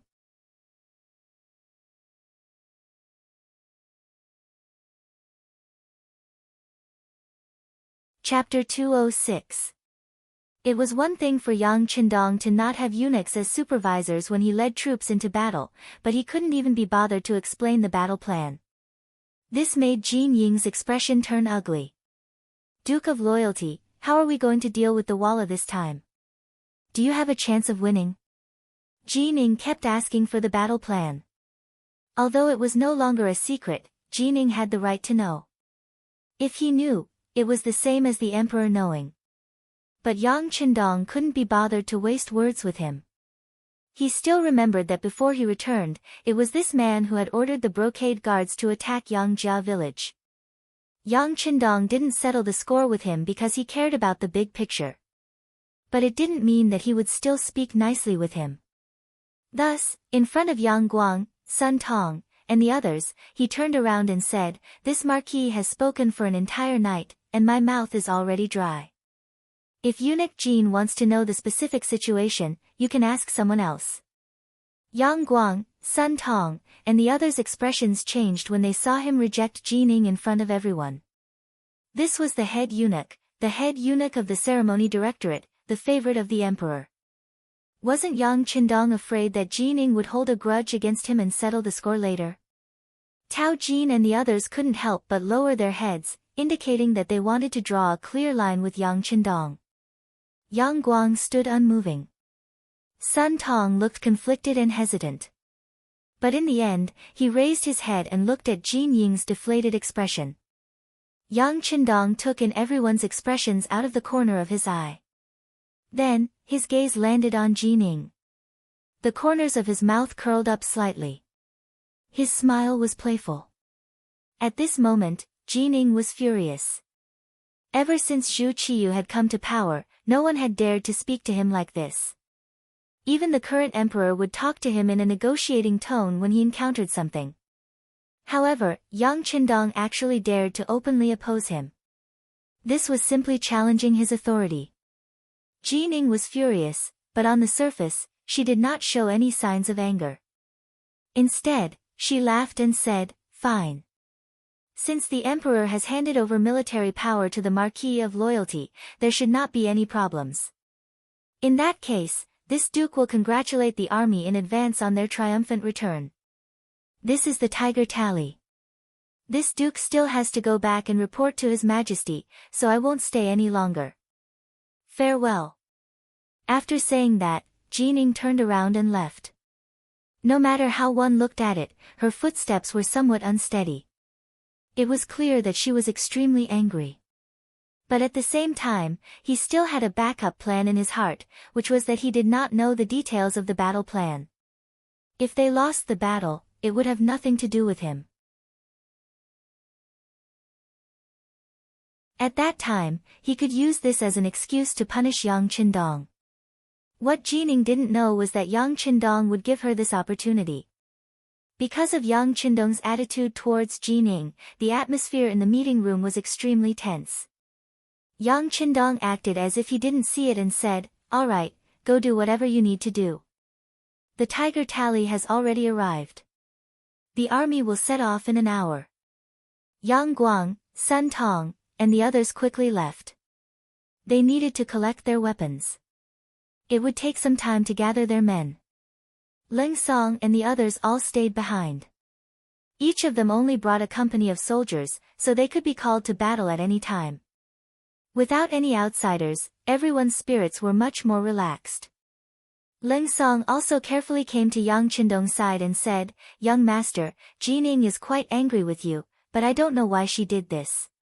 Didn't you say that the group of eunuchs could always influence the great Ming Emperor's thoughts?" This was not only Ling Song's confusion, but also everyone's confusion. Even Tiger's mane, who had been by Yang Qindong's side all this time, had a puzzled expression. These days, the sixth young master had been polite to everyone. Why did he suddenly turn hostile tonight? Seeing everyone's confusion, Yang Qindong laughed loudly and said, "You don't have to worry about the young master's safety. With you all here, who would dare to touch this young master? As for tonight's actions, they were originally intentional. I wanted to show my dislike for Jin Ying and let the world know that this young master doesn't like the group of eunuchs." "Why is that?" Everyone asked again in confusion. The people's hearts. Yang Qindong pondered for a moment and didn't answer immediately. Instead, he paused for a moment before spitting out these two words. Ever since the defeat of the Tumu fortress, everyone knew that the eunuchs had ruined the great Ming dynasty's plans. They had caused so many soldiers to die tragically on the battlefield, and so many officials to die without even leaving behind their corpses. This caused the common people and some officials to hate the eunuchs to the bone. Yang Qindong didn't give Jining any face and did it in front of so many people. Presumably, it wouldn't be long before this matter spread out. Even if these people didn't say anything, they would use the security bureau to spread the news. In this way, everyone would know that the loyal marquis wasn't afraid of the eunuchs. This was tantamount to giving everyone a glimmer of hope. Letting those people who hated the eunuchs to the bone find a leader would allow him to win the hearts of the army and the people in a very short period of time. These might not be of much use in the political struggles of the upper echelons. But once it was time to explode, it would definitely be a force that couldn't be underestimated. Yang Qindong's goal was to replace the great Ming dynasty peacefully. The hearts of the army and the people were the most important issues to be resolved. As for the officials and eunuchs, as long as they were given enough benefits, they wouldn't be a problem. This was the true reason why Yang Qindong didn't give Jining any face. In the end, he was setting up a trap. It was just that he had set it up too early, so others couldn't see its effects. He only mentioned the people's hearts and didn't give any further explanation. Yang Qindong looked at Leng Song and the others and said, "This battle concerns the safety of the great Ming dynasty's capital and the image of this young master. Do you have the confidence to win this battle?" "Yes." Leng Song and the others stood at attention, their faces full of confidence as they replied. "Very good. Since that's the case, you can go and make your preparations. Leng Song, stay behind." Yang Qindong waved his hand at everyone. Xiao Feng, Ting Shan, Wu Sheng, and the others quickly left to mobilize the people before the battle. Leng Song, who was left behind, looked at his young master expectantly. "Let's go. The two of us will leave the city first. There are some things that need to be arranged in advance." Looking at Leng Song, Yang Qindong smiled confidently. He wouldn't tell others that he had a large warehouse. He could take out many heavy weapons at any time. Thus, he left Leng Song alone to make arrangements for this matter. The old man had an impatient personality. Ever since he received the order from Yes Hen, he had been rushing toward the great Ming dynasty's capital without stopping. In just one day, he had arrived at Willow Town, which was 30 li away from the capital. "General, we've been hurrying along the way. Both men and horses are tired. Should we rest here for the night first? When the sun rises tomorrow morning, we'll go straight to the great Ming dynasty's capital." A trusted aide looked at the lit villages and towns in front of him and suggested. The grandfather shook his head and arrogantly said, "There's no need. Let's rest in the town first, and then we'll launch a night assault on the capital. We'll catch the enemy by surprise." Ha ha ha, the merit will definitely go to this general. Since he had taken the role of the vanguard, he naturally had to make achievements. Otherwise, wouldn't he be ridiculed by others? As for the success rate of the night attack on the great Ming dynasty's capital, he didn't consider it at all. In the battle of the Tumu fortress, what he saw was the scene of the defeated army of the great Ming dynasty being killed and captured in groups. At this moment, he didn't put the strength of the great Ming dynasty's army in his eyes at all. In order to reach the great Ming dynasty's capital as soon as possible, the old man entered Willow Town as Yang Qindong expected. If it were other generals, in order to reduce unnecessary trouble, when they encountered an enemy town, they might be able to take a detour and not directly attack.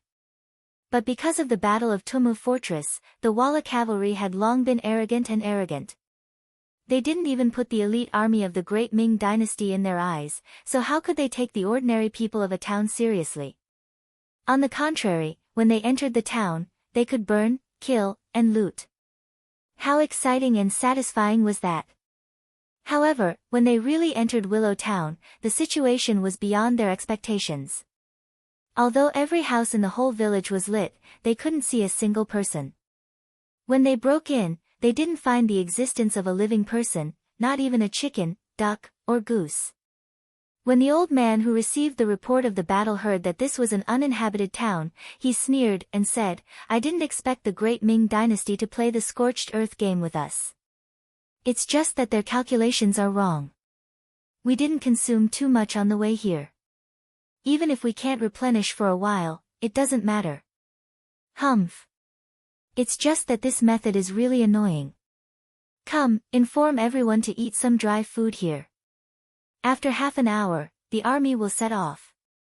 General Nai Gong didn't take the empty town in front of him seriously.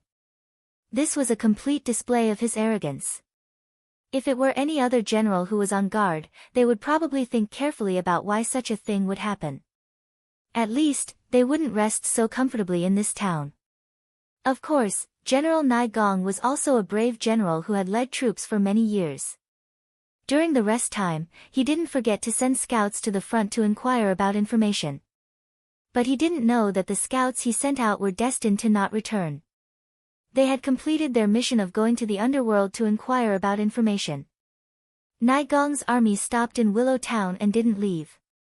This gave Xiao Feng, Yang Jia, and Mao Fusho enough time to prepare. Seeing that the enemy had entered the encirclement, the 2,100 people quickly set up a defensive line on the west side of Willow Town. Each of them drew their bows and prepared to block the enemy's retreat. While Xiao Feng and the others were still preparing, at the east exit of Willow Town, Ting Shan had already begun his journey to harvest lives.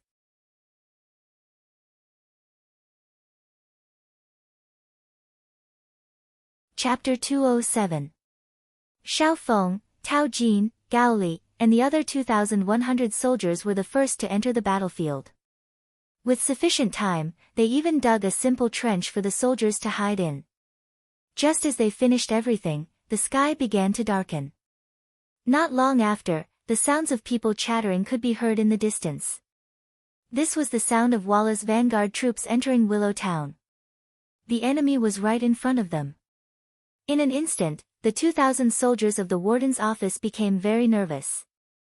Some of the soldiers who were participating in a battle for the first time had their palms sweating profusely to express the anxiety in their hearts. This was how they should behave when they were on the battlefield for the first time. For some people, even if it was their second time on the battlefield, they would still be nervous. However, after 100 battles, they would no longer be nervous when they saw the battlefield. Instead, they would be excited. In contrast, the 100 soldiers led by Ting Shan were very calm.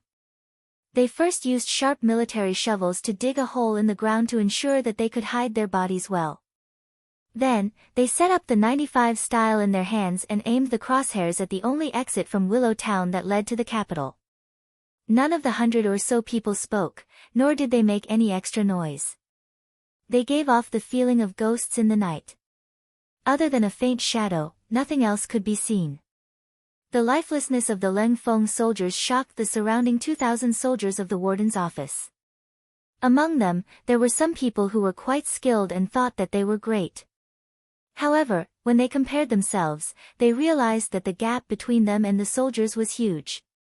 Not long after the soldiers finished their preparations, 3 warhorses rushed out of the town and headed straight for the formation they had set up. From the looks of it, they were all lightly dressed. There was no doubt that they were scouts.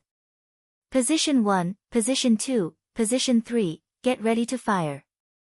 Positions 4, 5, 6, and 6, prepare to fire at any time.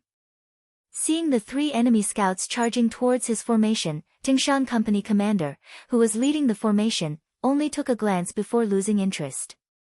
There were only 3 people and they were not even enough to fill the gaps between the teeth. He could just hand them over to 3 soldiers. The 3 people who were named immediately became excited. This was a kind of glory, but at the same time, it was also a kind of test. Didn't you see that company commander Tingshan had arranged for other people to take the last shot at any time? If he really missed, he would lose face and the limelight would be stolen by others. If that happened, he wouldn't even be able to find a place to cry. The 3 soldiers closed their right eyes and aimed at the 3 moving targets with their left eyes. Their breathing gradually stabilized, and their right index fingers gently placed on the trigger, preparing for shooting. Fight! When he estimated that the 3 enemy scouts were only 150 steps away from him, Tingshan softly spat out a word. Then, 3 gunshots were heard. Bang! Bang! Bang! On the opposite side, 3 Walla scouts fell off their horses at the same time. F***CK. When the 3 of them fell off their horses, the warriors in positions 4, 5 and 6 cursed at the same time. This had nothing to do with quality. It was all because they didn't have the chance to shoot. It was just another kind of complaint. Looking at the warriors in positions 1, 2, and 3, they were all in high spirits. They almost laughed out loud when they saw that they had hit the target. At the same time, the soldiers of the Great Ming dynasty who were with them all widened their eyes in disbelief at this moment. The scene just now deeply stimulated them. They couldn't believe that a battle could be fought like this. From a distance of 150 steps in the dark, they could still accurately hit the enemy. What kind of method was this? Thinking about how they could fight side by side with such an army, the officials of the 5 cities' warden's office began to feel confident. Originally, they thought that it would be very difficult or even impossible to stop the enemy's cavalry of 10,000 with only 2,000 soldiers. As for the 100 mercenaries, they didn't take them seriously at all. What could such a small number of people do? However, when the truth was in front of them, they knew that they were wrong, very wrong. They were afraid that the combat power of these 100 mercenaries would not be much worse than the 2,000 of them. The 3 gunshots sounded so ear-piercing in the quiet night. Walla's army in Willow Town quickly moved. The general in charge of the town immediately shouted to his trusted aide, "It seems to be the sound of firearms. Go and see what happened." Although he suspected that it was the sound of firearms, the arrogant general still didn't think that the Great Ming army would have the courage to come out of the city and fight with him. They had received intelligence that although many of the nearby Great Ming dynasty guards were sending reinforcements to the capital, distant water couldn't quench the immediate thirst. There were only 10,000 soldiers in the capital, and most of them were second-rate soldiers. They were very easy to deal with. Such an army wouldn't have the courage to come out of the city and provoke him. However, thinking was one thing, and reality was another. Not long after the general sent people to patrol the situation, another round of gunshots sounded. Then, in the small courtyard where he was resting, a trusted aide ran over with a nervous expression. General, we found a large number of Great Ming army outside the town. They used firearms and strong bows to kill dozens of our warriors." The trusted aide fell in front of the general and said in a panic. "What? Great Ming army?" When he heard that there were Great Ming army here, Walla was stunned for a moment. Then, he laughed heartily, very good, very good. This general thought that he would only start a massacre when he entered the capital. I didn't expect that he would deliver himself to my doorstep so quickly. Very good, pass down the order. Warriors, get on your horses and charge with this general. It was just firearms and strong bows. The general really didn't put them in his eyes. Not to mention that accuracy was not good in the dark of the night. Even if it was daytime, he had 10,000 cavalry. Why would he fear the Great Ming army? Whether it was firearms or strong bows, there was a limit to how far they could shoot. There was also a time difference when controlling them. With this, the Walla cavalry could charge forward. As long as they charged into the enemy's camp, it would be time for them to start a massacre and rampage on the battlefield. The general was very confident. Not only that, his Walla cavalry didn't take the Great Ming army in front of them seriously. Along the way, they had seen too many useless Great Ming soldiers. There was no one who could scare them. As expected of the elite cavalry, they quickly gathered together. However, because the road to the east of Willow Town was not wide, it was not suitable for a large number of cavalry to charge forward. Thus, the general personally picked 500 cavalry and let them be the vanguard of the vanguard to charge forward.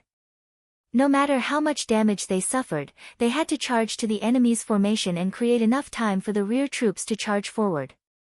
The 500 cavalry obeyed the order and left. Like a gust of wind, they charged out of Willow Town and headed straight for the Great Ming Army camp.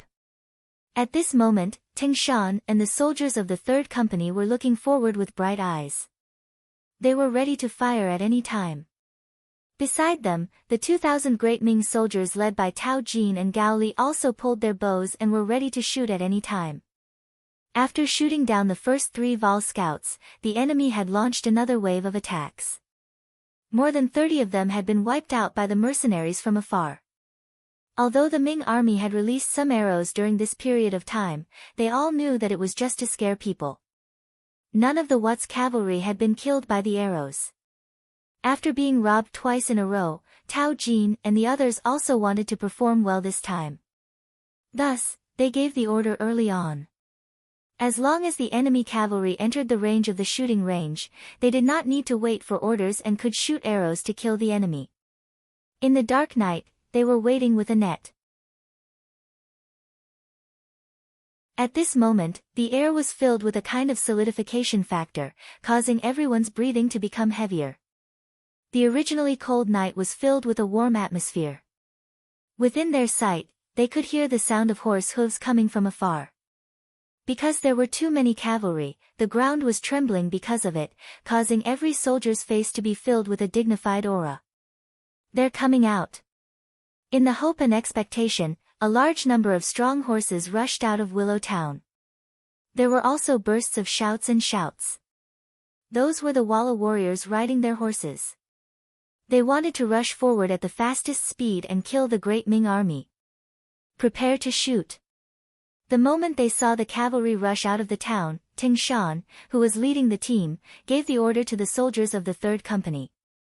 The distance of 500 steps was far beyond the effective range of the Type 95, which was 600 to 800 meters. If he gave the order to shoot now, it would be difficult for the bullets to hurt the enemy. However, this did not prevent him from giving the order to shoot. As long as the soldiers felt that they could kill the enemy, they could deal with it themselves. Every soldier carried a basic magazine, 300 bullets, to ensure that when fighting the Walla cavalry, the enemy would not be able to break through the defense line because of the lack of ammunition. Commander Ting Shan gave the order, and the momentum of the 100 soldiers of the cold vanguard suddenly changed. A powerful murderous aura spread out from their bodies. In the end, it formed a substantial cold air, causing the Great Ming soldiers who were closer to them to feel a burst of coldness. Ayo, yo, ho. The Walla cavalry made a charging sound that belonged to their race. Under the command of their masters, the strong horses quickly closed the distance between the two sides.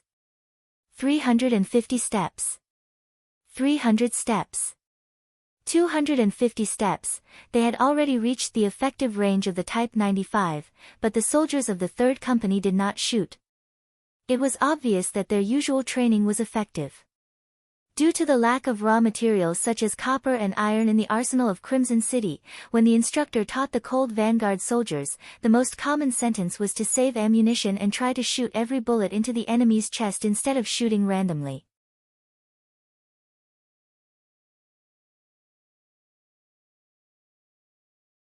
Chapter 208. Even though Ling Feng had brought enough ammo this time, he didn't want to waste any bullets. He gripped his gun tightly and stared ahead like an eagle, thinking about the best time to fire. 230 steps, 220 steps, 200 steps. When they reached 200 paces, which was the effective distance of 300 meters, the sound of gunfire suddenly became louder.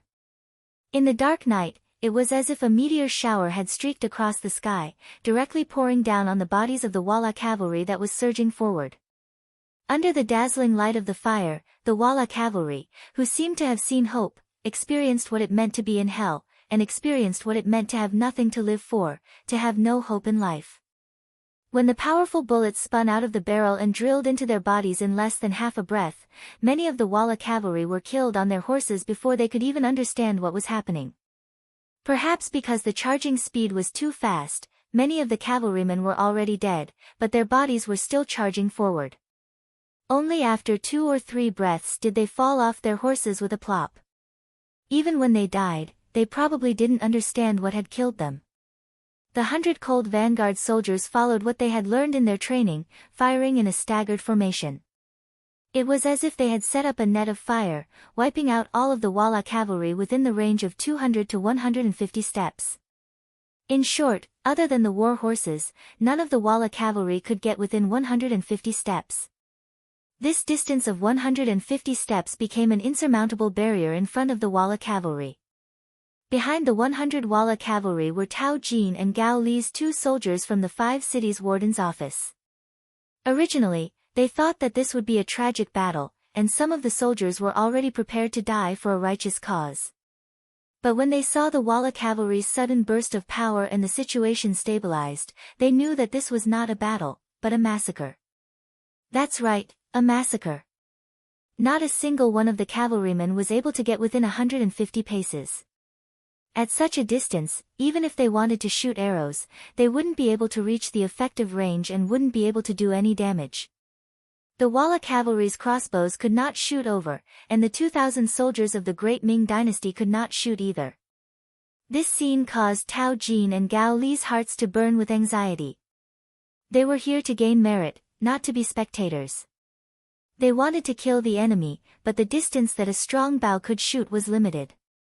Even if they shot from such a long distance, they would still lose their accuracy. There was no difference between shooting and not shooting. Commanders, if you really don't have anything else to do, just bring some people to bring back Walla's healthy horses. These are all good things. Whether it's offered to the imperial court or sold to merchants, they are all military merits and silver. Teng Shan noticed the anxious mood of the 2 great Ming dynasty commanders behind him, so he gave them a suggestion. The strong horses were in front.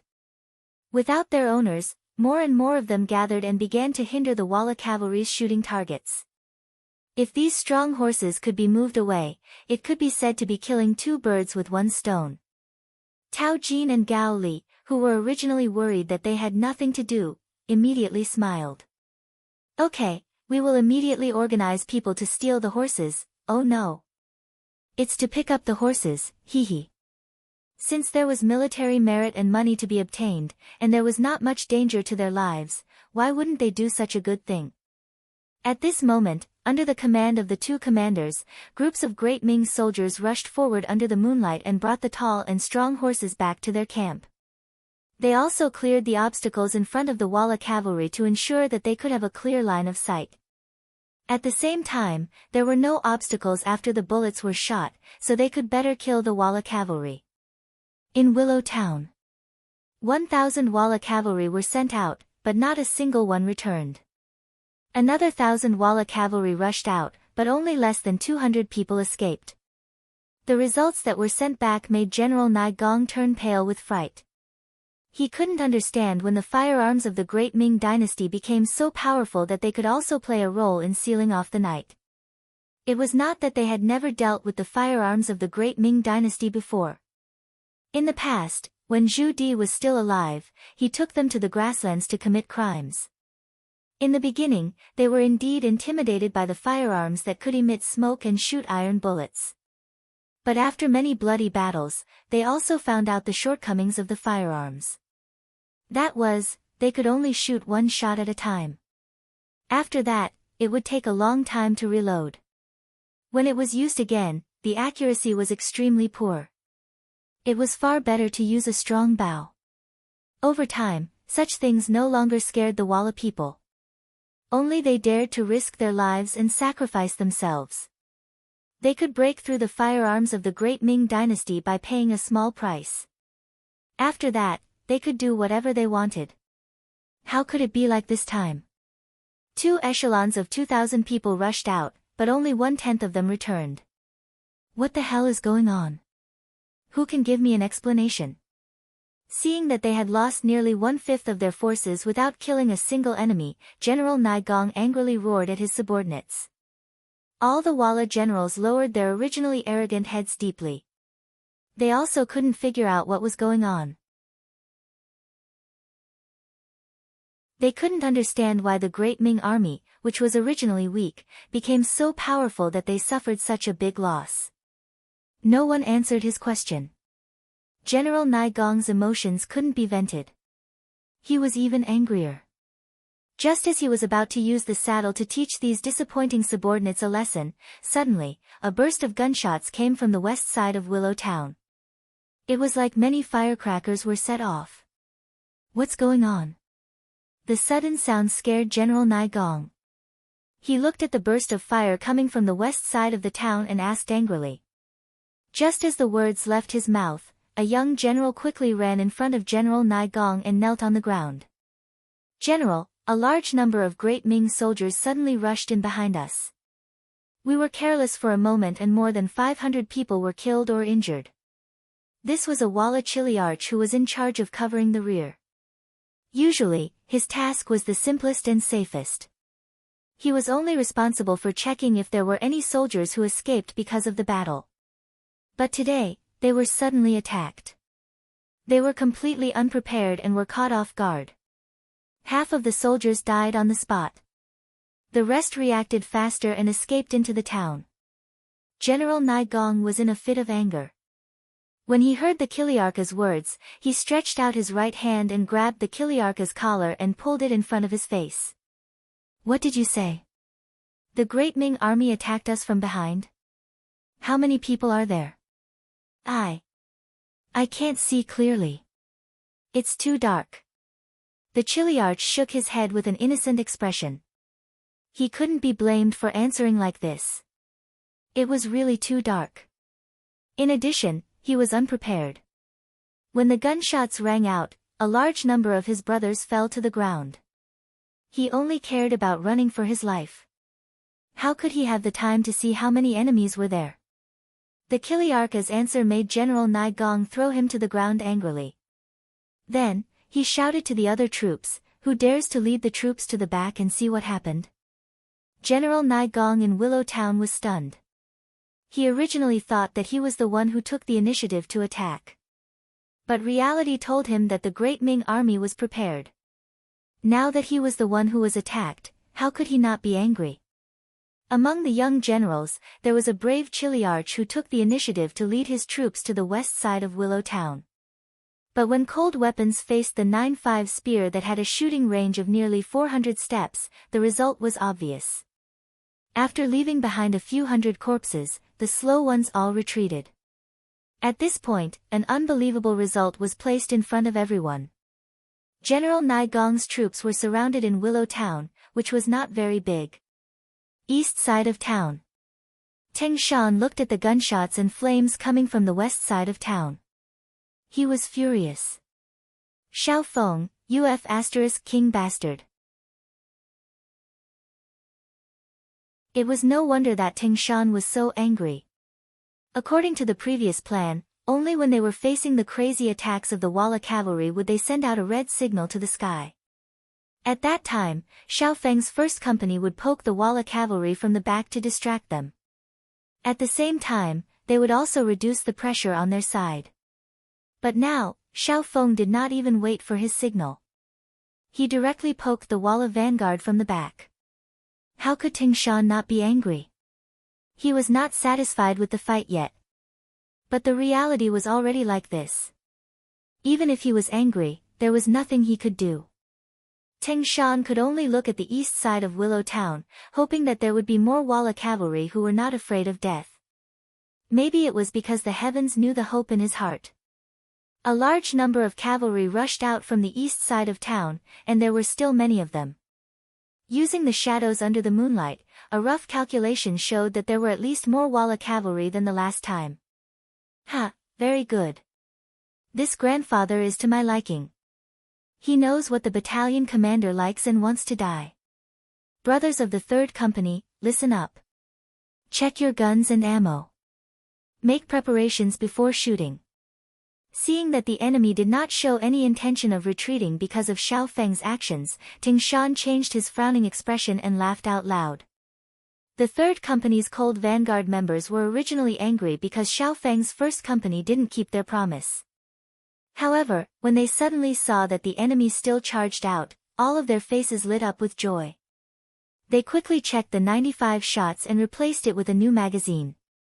Why did the Walla army still rush out when they knew that the Ming army was blocking them from the east side?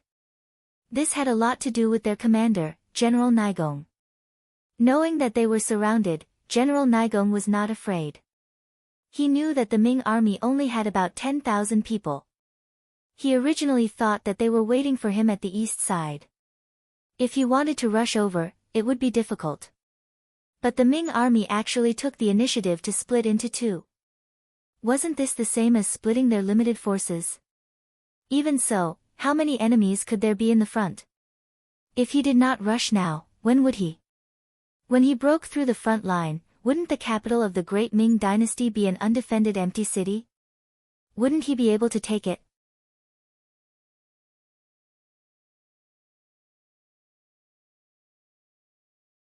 Chapter 209. Naigong thought that he had seen through the weakness of the Ming army. Thus, he gathered 3,000 cavalrymen and had them charge out from the front. 3,000 Walla cavalrymen surged forward. From afar, they looked intimidating. At the very least, the Ming army led by Tao Jin and Gao Li trembled in fear. However, Ting Shan, who did not care about all this, had the opposite expression. His eyes were wide open as he looked forward. He waited for the enemy to enter the predetermined distance before he started shooting. Without needing anyone to give the order, all the Leng Feng soldiers started firing when they estimated that the enemy cavalry had entered their effective shooting range. Similarly, a dense net of fire enveloped the front. The cold vanguard soldiers guarding the center even switched their guns to burst mode. Often, a small group of cavalry would fall to the ground together with their horses after a burst of bullets. Naturally, this method of fighting could not kill one person with one shot. However, it had an absolute deterrent effect and disrupted the charging formation of the enemy cavalry. Under the dense gunfire, at least 1,000 Walla cavalrymen were killed in the charging path. However, this also bought them a distance of more than 100 steps. Just as they were getting closer and closer to the Leng Feng soldiers and were less than 40 steps away, grenades rained down on them like rain. Then, a series of deafening sounds rang out. Following that, people shouted and horses neighed non-stop. A series of powerful grenades were thrown and completely shattered the enemy's fighting spirit. At the same time, countless people died. Those who were still alive immediately retreated. They no longer had the courage to charge. Phew! Tao Jin and Gao Li let out a long sigh. It had to be said that their performance just now was a little too weak. When they saw the enemy rushing in front of them, they actually forgot that they were still holding strong bows in their hands and could only watch helplessly as the enemy got closer and closer. Their legs began to go soft and their bodies began to tremble. It could be imagined that if the Leng Feng soldiers were not the main force in this battle, these 2,000 Ming soldiers would have been defeated. If they were not captured, they would have been killed. It could be said that these Ming soldiers had not received proper training for too long. They had forgotten what the battlefield was like. They had forgotten that a life-and-death battle relied on courage. Fortunately, the Leng Feng made a move at the crucial moment. He used the powerful grenades to destroy the enemy's morale and won another victory. Another attack had failed. The old man in the town was not discouraged. Instead, he patted his head as if he had suddenly realized something. It's all my fault. It turns out that the Ming army's main force is right in front. It seems like their weak point is behind us. Come on, gather the rest of the troops and charge out with me. After knowing that it was impossible to attack from the front, Naigong immediately changed his strategy and decided to leave the town from the west. He thought that he was very adaptable, but in fact, he was just adding fuel to the fire. However, as the person in the game, Naigong had no idea. With the order, the remaining 6,000 Walla cavalrymen quickly gathered. However, because the path out of the city was not wide enough, only 1,000 cavalrymen could charge out at a time. As the leading general, Nai Gong took the initiative to stand in the third echelon, which was the third group to charge out. In Nai Gong's eyes, standing here was undoubtedly very safe. Once the first two factions had used up all their firearms, it would be time for him to go on a killing spree and show off his might. However, would that really be the case? Xiao Feng, along with Yang Jia and Mao Fusho's 2,000 Ming soldiers, was destined to teach Nai Gong a lesson. Everyone, be careful. In a moment, the Walla cavalry might charge out from the west. At that time, we will attack when they are 300 steps away.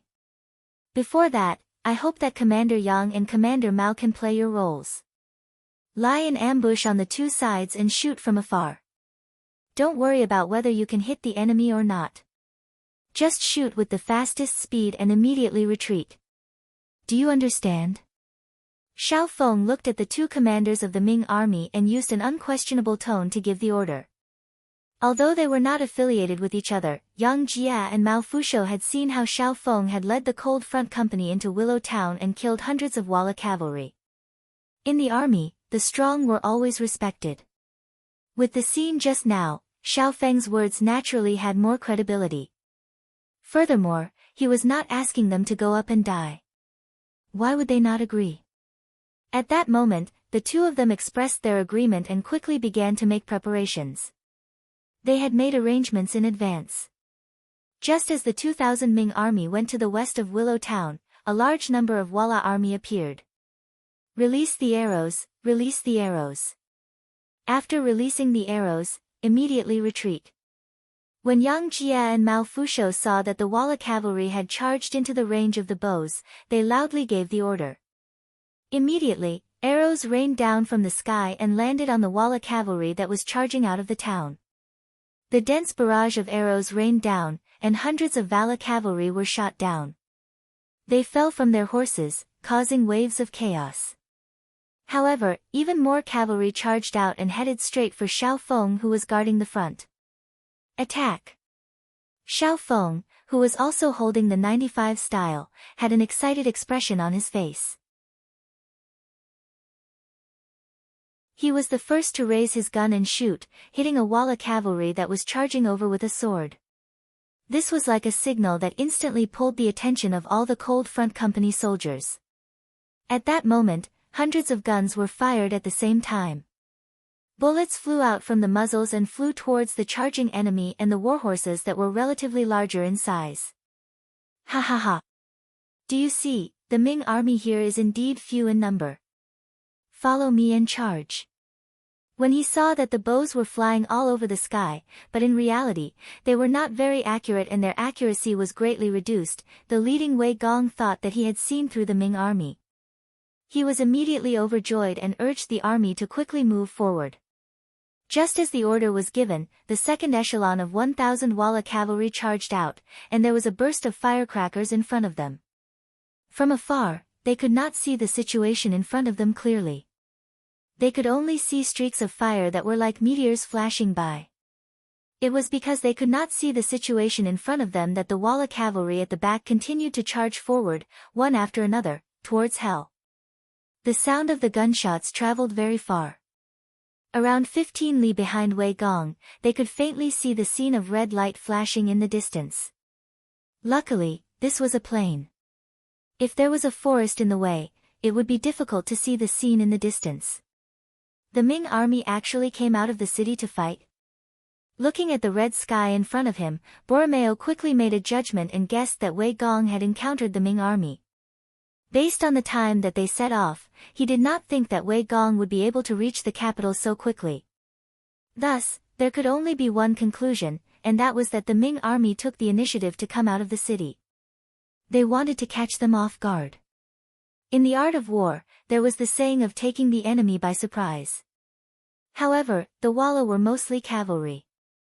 In a battle on a plain, their advantage was too great. The Ming army did not know this, so it was no wonder that they were defeated. Men, send down the order to speed up and gather with Wei Gong's troops as soon as possible.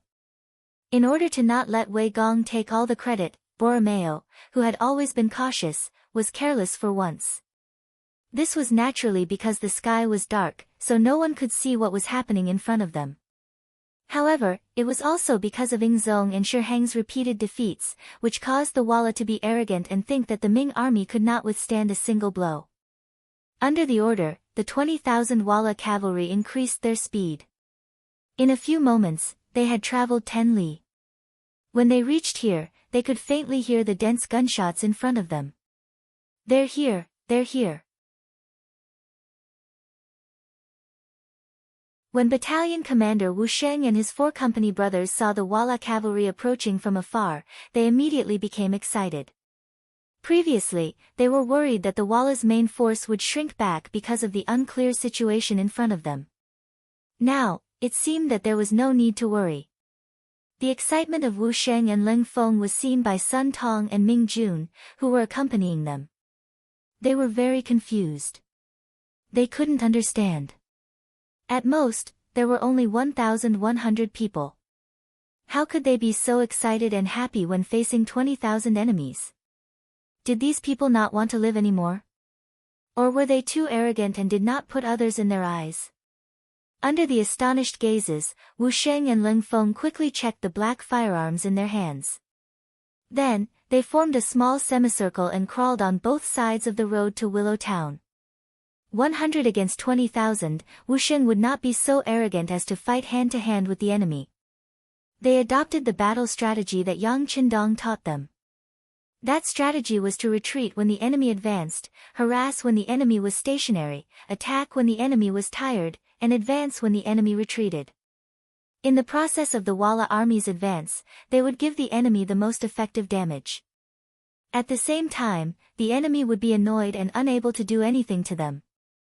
The soldiers of 4th Company were divided into 3 groups by platoon. The first platoon was personally led by Wu Sheng. There were a total of 4 platoons, and they were also the strongest. They were responsible for blocking the Walla cavalry's advance. The second platoon was on the left, and the third platoon was on the right. They were responsible for blocking the advance of the Walla cavalry. Wu Sheng had just given the 3 platoon leaders their tasks when Sun Tong hurriedly walked over. "Company Commander Wu, what can we do? You are responsible for following my platoon. Retreat as you fight on the road. Create a false impression that we are no match for the Walla cavalry. This will make them bolder and chase after us. That will be a great achievement." Wu Sheng roughly explained the battle plan that he and young master Yang Qindong had arranged. When Sun Chuanchu heard this military order, he was stunned at first. Then, he understood what it meant and said, "Company Commander Wu means that we should pretend to run away?" "Yes, something like that." "Why? Is there a problem, Commander Sun?" Wu Sheng thought that this understanding was not wrong. However, one kind of defeat was intentional, and the other was genuine. He just did not know how the 1,000 Ming soldiers would perform.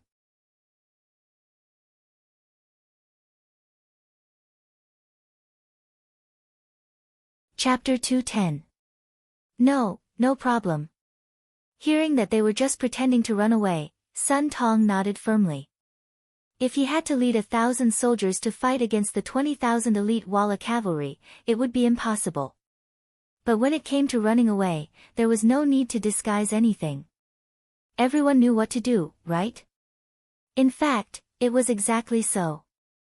When the 20,000 Walla cavalrymen appeared and displayed their majestic and powerful side, the 1,000 Ming soldiers actually displayed their inability to run away vividly. Before Wu Sheng and Sun Tong even gave any orders, the 1,000 Ming soldiers began to collapse. This was not an act, but a genuine fear in their hearts. In the end, what they showed was exactly what Wu Sheng had predicted. It was even more realistic than what he had imagined. And for such an outcome to occur, it didn't seem to be as simple as acting.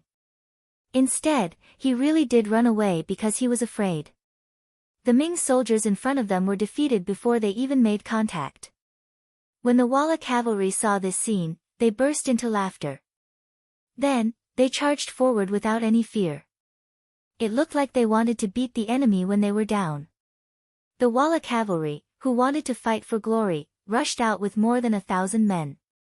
This was exactly what Wu Sheng wanted. He was only leading a company and had limited military strength. In this situation, if the enemy had too many soldiers, he could only retreat in order to ensure that he did not suffer any casualties. But if the enemy only had 1,000 men, he was confident that he could defeat them. Use flag signals to give orders to the second and third platoons. Let them fight according to the previous plan. The first row of warriors will wait for the enemy cavalry to enter our shooting range. Let's kill them. There's no need to hold back. Wu Sheng looked at the dust on the road opposite him and saw more and more enemy cavalry approaching him. He then gave the order to the cold vanguard soldiers. They could not wait, especially when they heard the gunfire behind them. The morale of the cold vanguard soldiers was high. They finally had a chance to perform well in front of the 6th young master. Of course, they did not want to miss this opportunity. As time passed, Wu Sheng's 4th company, brimming with battle intent, finally came into close contact with Walla's 1,000 cavalrymen. When the distance between the two sides was less than 200 steps, and those with good eyesight could even see the shadows of the other side, Wu Sheng decisively gave the order to open fire. For a moment, the 40-man team of cold vanguard spat out tongues of flame from their firearms. At this time, there was no need to aim at all. He only needed to rely on his intuition to shoot at the black shadow in the distance. As the gunshots continued to ring out, sparks streaked across the sky like meteors. One by one, the cavalrymen fell from their horses. Many of them did not understand what had happened even until they died. 80 to 90% of the Walla cavalry in the first 3 rows were wiped out, which allowed the Walla cavalry behind to see the situation in front of them clearly. When a Walla Chiliarch saw that they had lost 20 to 30% of their troops, his eyes widened in anger and he shouted angrily, "Everyone, don't be afraid. This is the Ming army's firearms camp. As long as we can charge in, it's time to show off. Kill." After 200 to 300 of their men were killed, the Vara cavalry did not retreat. Instead, they charged forward, shouting their unique Mongolian language and chant. It was clear that they wanted to use the advantage of the speed of their horses to charge into the Ming army. Then, they would start a massacre. The Walla cavalry was very fast and charged forward like a whirlwind. In the dark night, it gave people the feeling that dark clouds were pressing down on the city. If they were facing the Ming army this time, even if the Ming army was several times more powerful than them, they would still have a chance of winning.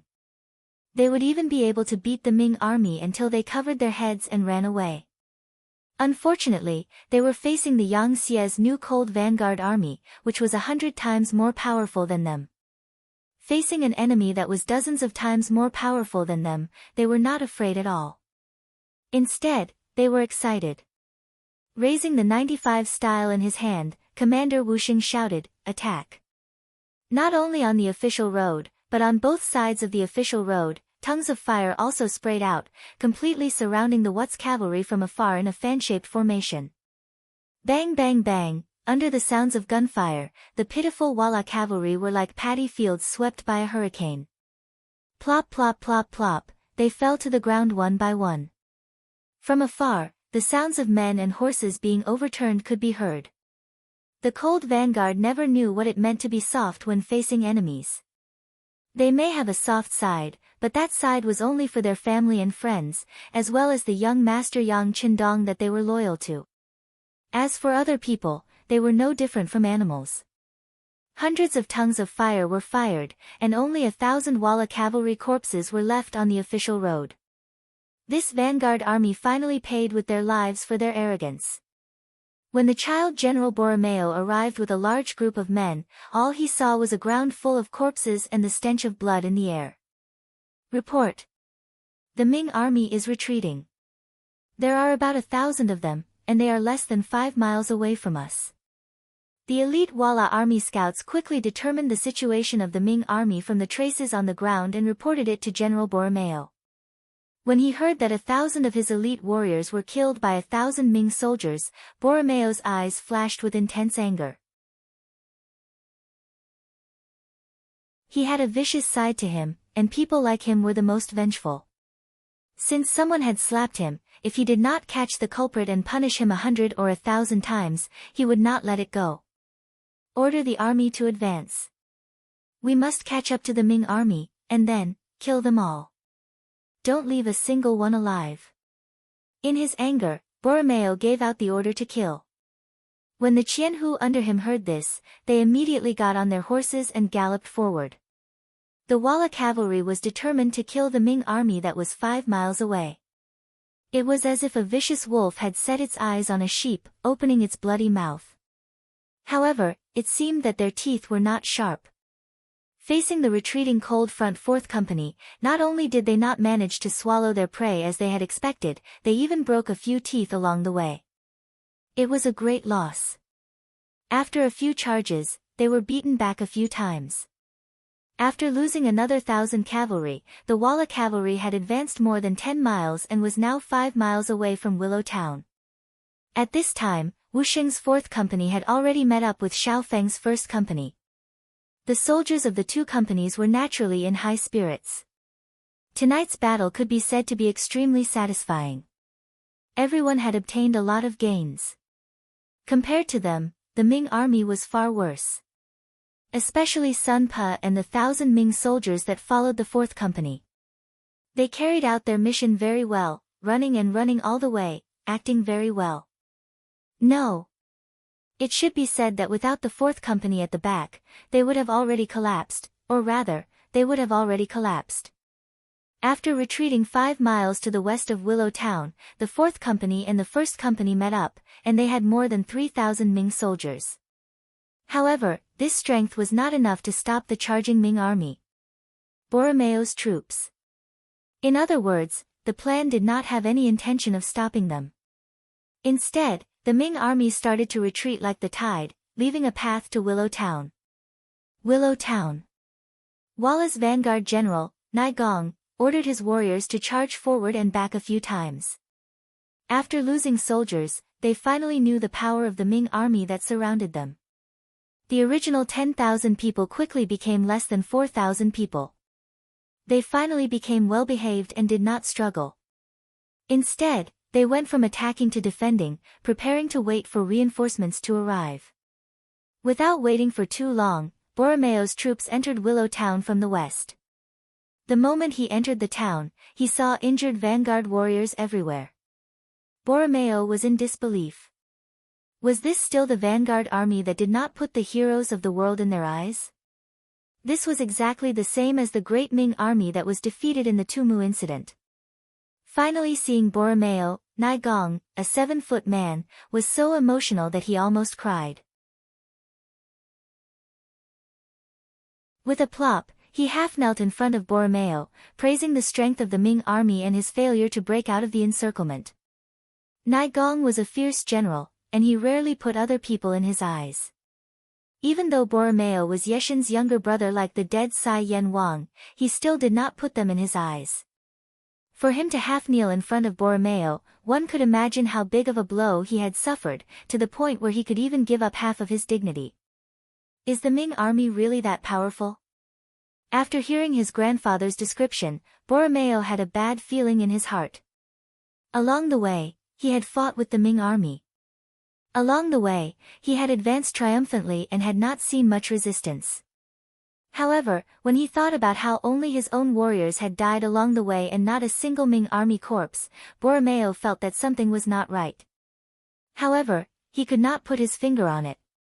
Logically speaking, with his current military strength, even if the Ming army wanted to play some tricks, what did he have to fear?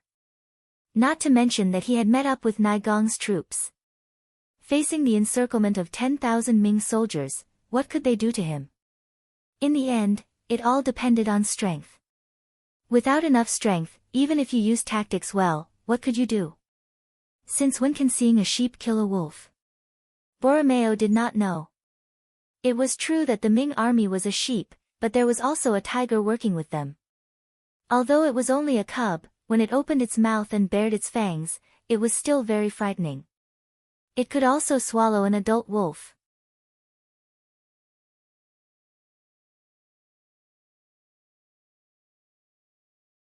Chapter 211. Report. We suddenly discovered a large number of Ming soldiers at the west side of the town. They are blocking our way back. A Walla scout ran to Borromeo and knelt on the ground, reporting everything he saw. Borromeo was still trying to figure out what was wrong when he heard the scout's report. His eyes lit up, and he quickly figured out all the problems. But then, his face was filled with disbelief.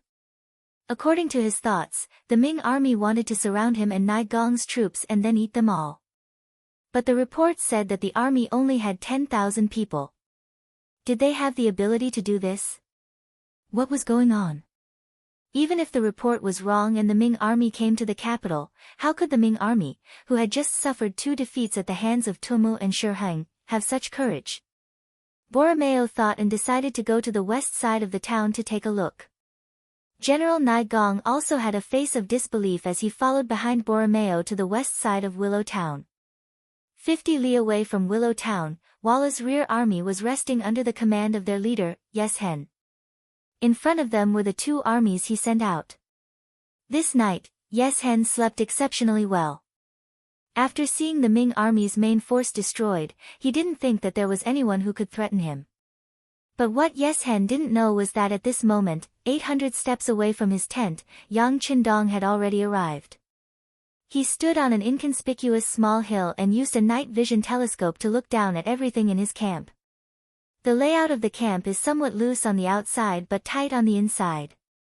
Yang Qindong slowly lowered the binoculars in front of his eyes. A gentle and confident smile appeared on his face. "Young master, should we inform them to move?" The tall Beta Persei, who was more than 8 feet tall, asked in a heavy voice. "Yes, use the radio to inform Tiger's Mane that we can move, hee." Yang Qindong nodded lightly. Now, everything was going according to his plan. This made him feel like he was in control of the world. In fact, for this operation, Yang Qindong did pay a lot. At least, he took out a lot of good things from the warehouse. On the surface, the warehouse was a large military warehouse for the country. Not only were there some advanced weapons produced in the country, but there were also some weapons that were ready to be deployed. There were also some cutting-edge weapons that were collected from all over the world for self-research purposes. And now, all of this was under Yang Qindong's control. This time, in order to effectively attack the Walla's army and achieve his goal, he specially mobilized the FGT 203mm towed artillery from the warehouse. The FGT 203mm towed artillery was the largest caliber field artillery developed by China. It was developed by the Northern Industrial Company. This system was mainly used by military-level combat units. It had a long range, great power, and high accuracy. It could be equipped with a variety of special ammunition. It was the backbone of long-range firepower. Although the artillery was dismounted, its range exceeded that of the same type of artillery in the United States and Russia, and it was given the title of Asia's first artillery. The FGT 203mm towed artillery was very cumbersome, and its mobility was not as good as other artillery. In addition, it was easy to expose the target, and it was slow to retreat after being attacked. It was precisely because of these shortcomings that its development was eventually stopped. There was an FGT 203mm towed cannon in the warehouse, and it was displayed as an antique. This time, Yang Qindong took it out. In addition to wanting to review the power of this cannon, he also relied on the fact that the warehouse only needed to place the cannon in one place, and there was no need for it to be moved. Also, this artillery had an effective range of 50 kilometers, and its lethality was very large. It was perfect for him to use in this battle. The FGT 203mm towed artillery was taken out and placed in a hidden place. Yang Qindong didn't forget to bring Hu Mang and Leng Song's first platoon of the second company to the artillery. When they found the artillery, these experienced Leng Feng soldiers widened their eyes. The FGT-203mm towed artillery was very powerful.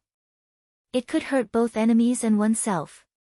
Once such a heavy firearm appeared, Yang Qindong had always been very careful. He brought his most trusted subordinate, Tiger's Mane, with him so that he could be in charge of using the artillery. After handing the FGT-203mm towed artillery to Tiger's Mane, he did some simple operations and told the other cold front soldiers how to fire the artillery. He also told them in detail the exact location of the artillery. After that, Yang Qindong left a long-range radio communicator and arrived outside the Walla army camp. Looking at the sleeping enemy in front of him, he felt that it was time to wake them up. Use the radio to inform Tiger's Mane that we can move now. Let's hope he can hit more accurately, Yang Qindong said as he led the cold front soldiers and 2nd Platoon and 3rd Platoon of 2nd Company to retreat. After all, this was a cannon. There was a chance of accidental damage. If they were killed by their own artillery before they could hit the enemy, there would be no way to explain themselves. Beta Persei clumsily used the radio to contact Tiger's Mane. After telling him the 6th young master's intention, Tiger's Mane, who was in a mountain valley about 30 kilometers away, gave the order to fire the artillery with a serious expression. There were 2 FGT-203mm towed cannons in total. Under Tiger Light's command, Leng Feng's brothers, who had systematically and seriously studied artillery knowledge, began to operate the cannons in an orderly manner. They weren't very familiar with it. After the necessary procedures were carefully carried out, a golden artillery shell that could only be carried by an adult was sent into the barrel. Under Tiger's Mane's order, one of the FGT-203mm towed artillery cannons that had its coordinates adjusted by Yang Qindong let out a roar. After a sudden tremble, flames whizzed out of the muzzle and flew straight into the Walla army camp about 30 kilometers away. Most of the Walla soldiers were immersed in their dreams. This time, they had gained a lot of benefits. Many of the soldiers' faces were filled with satisfied smiles. But all of this was interrupted by a deafening sound. Boom! A roar like a small earthquake sounded, and then the artillery shell landed in the Walla army camp, producing a huge flame that spread out from the center. The shrapnel of the bomb was like countless meteorites flying in the sky, piercing through one tent after another, producing bursts of wailing and howling. Not far away, Beta Persei and the others looked at the mushroom-like flames. Although they were prepared, they were still stunned. But soon, this shock turned into worship, and their eyes fell on Yang Qindong, who was standing in the middle of them. At this time, Yang Qindong was smiling. He was happy that he hadn't forgotten about his work. The artillery shell was still very accurate. This was also thanks to the fact that in his previous life, the country found more than a dozen artillery experts to train him for a month to complete a mission. At that time, he was so busy that he didn't even have time to sleep. Looking at the results now, he felt that everything was worth it. Inform Tiger's Mane, adjust the target to the left and right, and fire the second shell. Since the coordinates were prepared, Yang Qindong had nothing to be afraid of. He continued to give orders to Beta Persei, asking him to use the radio communicator to inform Tiger's Mane 30 miles away. At this moment, the Walla army camp was already in a mess. Even the soldiers who were usually sleeping were awakened by the loud noise. Some of them, wearing simple pajamas, rushed out of their tents and looked at the mess in front of them. From time to time, they would rub their eyes to make sure that this was not a dream, but reality. Just when everyone was still in a daze and wondering what was going on, the second shell fell as scheduled. The landing point was 50 steps to the left of the first shell. With another loud noise, some unlucky soldiers stood in the area of the bombardment. At that moment, they successfully fulfilled their childhood dream and flew into the sky. But this was just a flash in the pan. Soon, they fell to the ground under the influence of gravity. However, when he landed on the ground, there was not the slightest sign of life. The artillery fire in the dark night was dazzling and eye-catching. Yang Qindong and the others were enjoying everything in front of them as if they were watching fireworks. In contrast, the Walla army camp was already in a mess. Leader Yeshen had already been awakened. He was wearing a cloak, and under the protection of the soldiers, he looked blankly at the balls of fire one after another. His lips were trembling, and he seemed to be mumbling something at the moment. Yeshen was indeed stunned by the scene in front of him. He had never seen or even dared to imagine a scene so real in front of him, making him feel like he was in a dream. However, the cries of the soldiers were so real, and the smell of blood was so thick. The cruel reality was telling him that everything was so real, and there was not the slightest hint of falsehood in it. "Leader, let's leave this place quickly. It's too dangerous here." A trusted aide watched as the flames that could devour lives fell around them from time to time. He was afraid that the next moment, it would threaten the safety of his master. Thus, he hurriedly reminded his master of the situation. "Wait, it stopped, it stopped." Just as he instinctively wanted to nod his head and abandon the warriors who supported him, everything suddenly became quiet again. Although there were still fires burning and the screams of the soldiers were incessant, there was no more gunfire. The danger seemed to have gone away.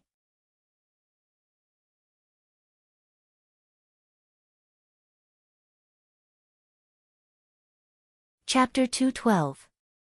Report. Just when everyone was still trying to figure out what was going on. Just when they were not sure if the wrath of the heavens would descend again, a scout hurried to Yeshen and knelt on the ground. There was a trace of panic in his voice as he said, "Leader, there is a Ming soldier outside the camp. He said he has a letter for you." "Where is he?" When he heard that a Ming soldier dared to come to the camp, Yeshen's eyes narrowed. A boundless killing intent and anger rose from the bottom of his heart. "He is under the control of our brothers." The scout felt his leader's killing intent and did not even dare to raise his head as he answered. "Kill him." When his trusted aides heard that a Ming soldier was under control, they immediately shouted loudly. It was as if killing the messenger would not be enough to quell the anger in their hearts. "Wait a moment." Yeshen waved his hand lightly. "Let's see what is written in the letter first." Since he dared to come and deliver a letter, he must be someone who dared to die. Even if someone like him was killed, it would not be of much benefit to Walla. It was better to see the other party's intentions first and understand his thoughts before speaking. Walla took the letter and opened it in his hand. Immediately, the vigorous and powerful Chinese characters appeared in his eyes. The letter was written by Yang Qindong himself, and the calligraphy he had been practicing for a while finally came in handy. Leader Yeshen Junjian, this lightning was inevitable because of marquis actions. It is because Walla made such a big fuss and went against the harmony of the heavens. However, the heavens are virtuous.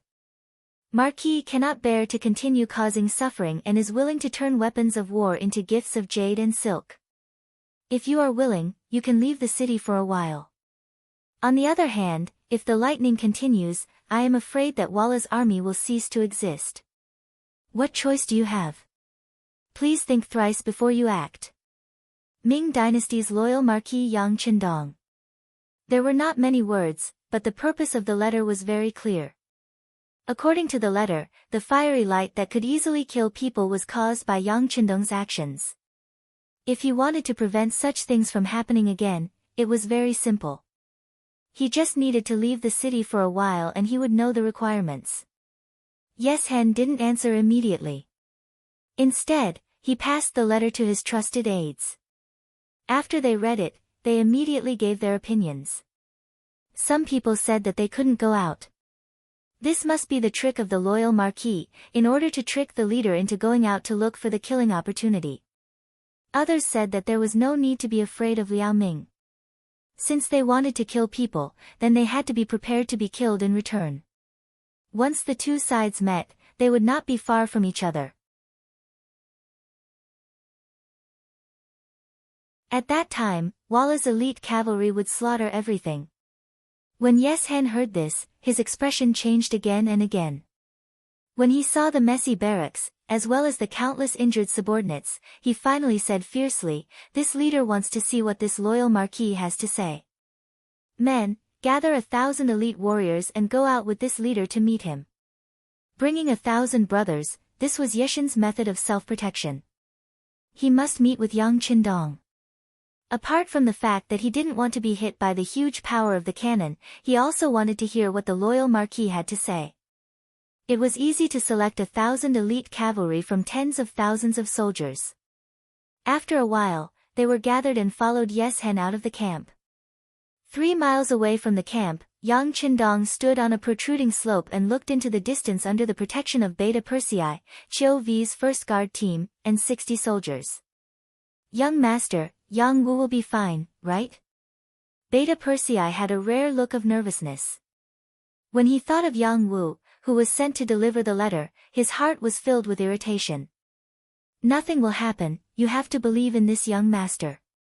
Yang Qindong still had a confident look on his face. He believed that since Yeshen could stand out among the Walla generals, he was not a short-sighted person. When two armies fought, they would not kill the messenger, not to mention the threats in the letter. As long as they were not reckless people, they would definitely not do anything to Yang Wu who delivered the letter. Of course, there were exceptions to everything. Beta Persei's worry was not without reason. In order to comfort him, Yang Qindong added, "If Yang Wu and his brothers were injured by the enemy, then this young master will bury the entire Walla army with them. At that time, no one will be left alive." His voice was so indifferent, without the slightest murderous intent or anger. But from this sentence, Beta Persei could clearly hear Yang Qindong's determination. He thought that for the life of one of his brothers, he would bury the entire Walla army with them. Suddenly, he was a little envious of Yang Wu.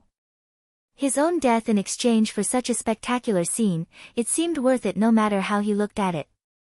This sentence was not only heard by Beta Persei, but also by all the brothers who were protecting Yang Qindong. For some reason, at this moment, they just felt a rush of hot blood in their bodies, making it difficult for them to calm down. It was as if they had to do something. In the midst of this restlessness, a group of troops came from not far away. It was not very clear in the night, but based on their instincts, everyone could feel that there should be a large number of people, at least 10 times more than them. Walla's troops had indeed appeared. At this moment, all the restlessness in the hearts of the Leng Feng's troops disappeared.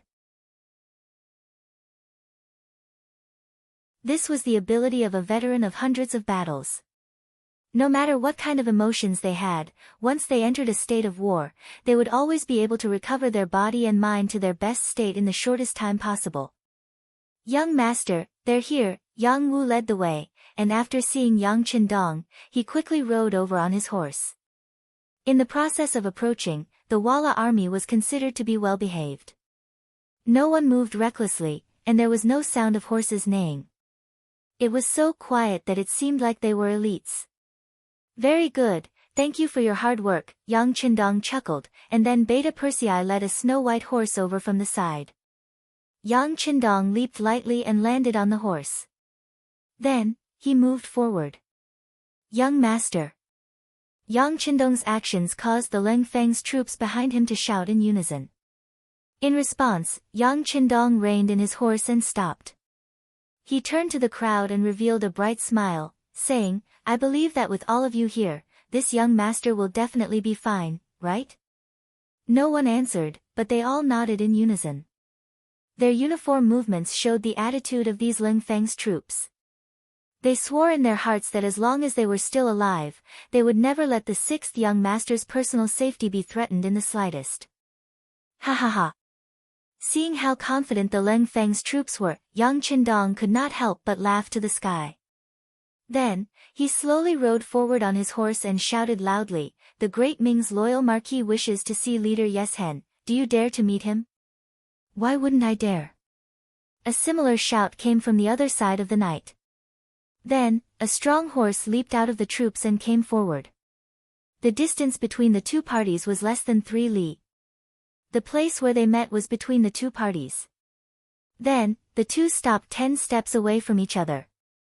Yeshen leaped out on his horse with a grand aura. Of course, the reason he dared to do so was because he believed that this area was safe. However, he did not know that under the cover of night, the Ghost Shadow Sniper Squad had quickly approached and completely included him in the range of being killed at any time. Yang Qindong and Yes Hen looked at each other.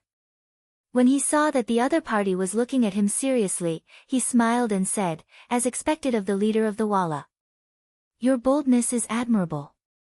You're too kind. The loyal Marquis is indeed a rising star of the great Ming dynasty. You actually dare to meet me at such a close distance.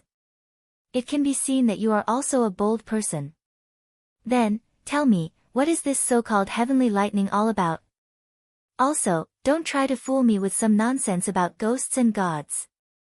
I have lived for so long and I do not believe in such things. I only believe in one thing, and that is myself and my own strength." Yes Hen wanted to gain the upper hand by a show of strength. He had killed his way out of a mountain of corpses and a sea of blood. Only then did he have his current achievements and position.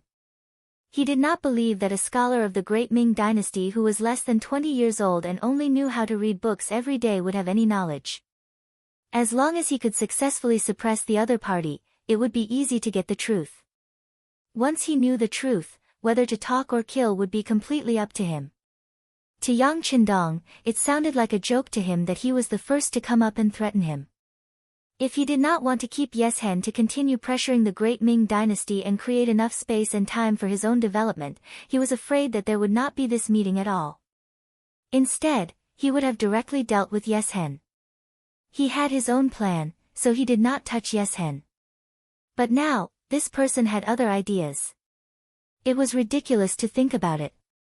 Looking at Yes Hen, who was still pretending to be angry, Yang Qindong shrugged indifferently. Marquis knows how to use divine techniques. If you don't believe me, then it's easy. I can make the thunder reappear in minutes. Do you want to try? She originally thought that she had seen through Yang Qindong's trick, but she didn't expect him to be so calm at this time. Her eyes couldn't help but become a lot colder. Don't try to test this chief's bottom line, or you will regret it. I will regret it, ha ha ha. As if he had heard the biggest joke in the world, Yang Qindong looked up to the sky and roared. Then, he suddenly stopped. Then, his right hand turned into a fist and gently pushed forward. This was a signal to Beta Persei behind him to fire. Beta Persei had been watching the sixth young master's every move. Seeing that he had made his move, he immediately used the radio station to call for Tiger's mane. Although he stretched out his hand, the thunder that should have appeared did not immediately appear. Yes Hen was nervous at first, but his face soon relaxed. Ha ha ha, let's see. Reality will expose all your lies, boom. A loud noise came out and landed in the barracks behind Yes Hen. The Walla tent that had just quieted down was once again filled with cries and shouts.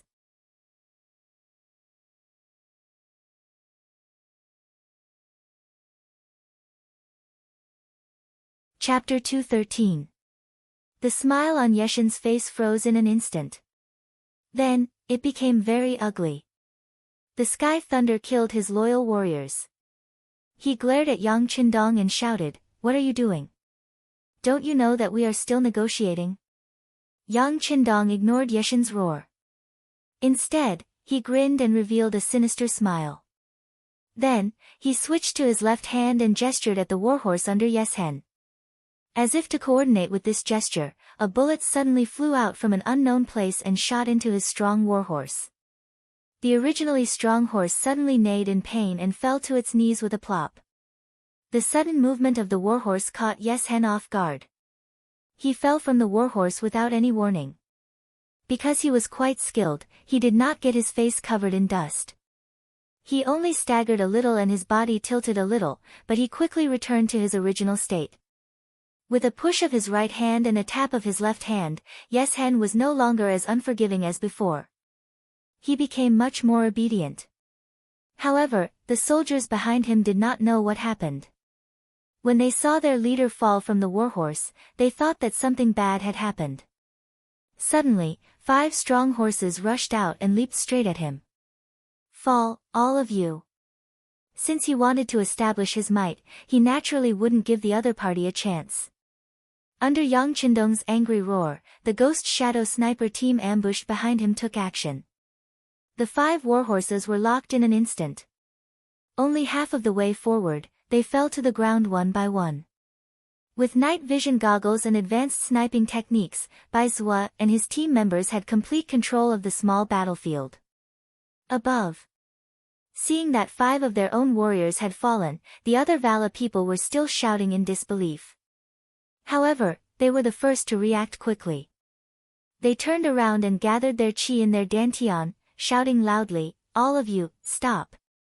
Without my orders, no one is to act rashly. Otherwise, you will be punished by military law." Yes Hen was really scared.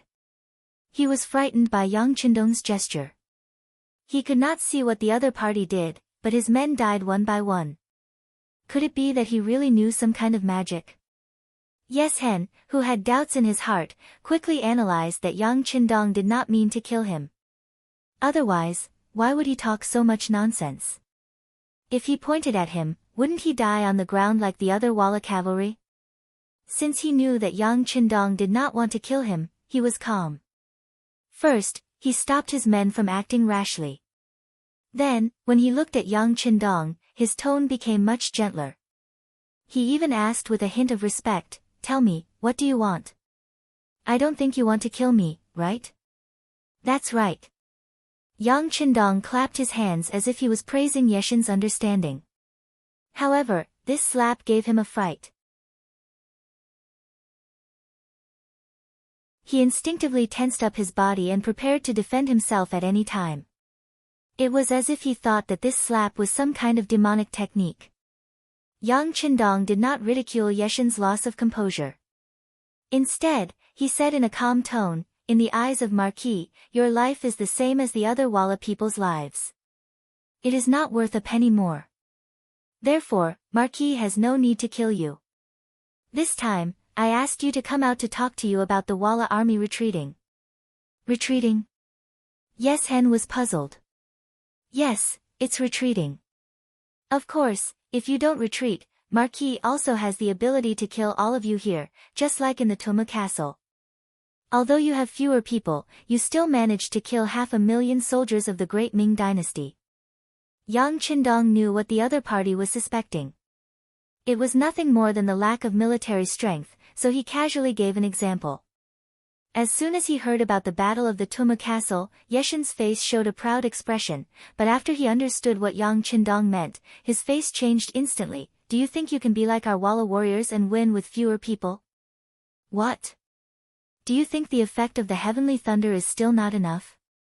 If that's the case, then Marquis doesn't mind a few more." Yang Qindong saw that Yes Hen still wanted to get lucky. His face changed immediately, and then he slowly raised his right hand again.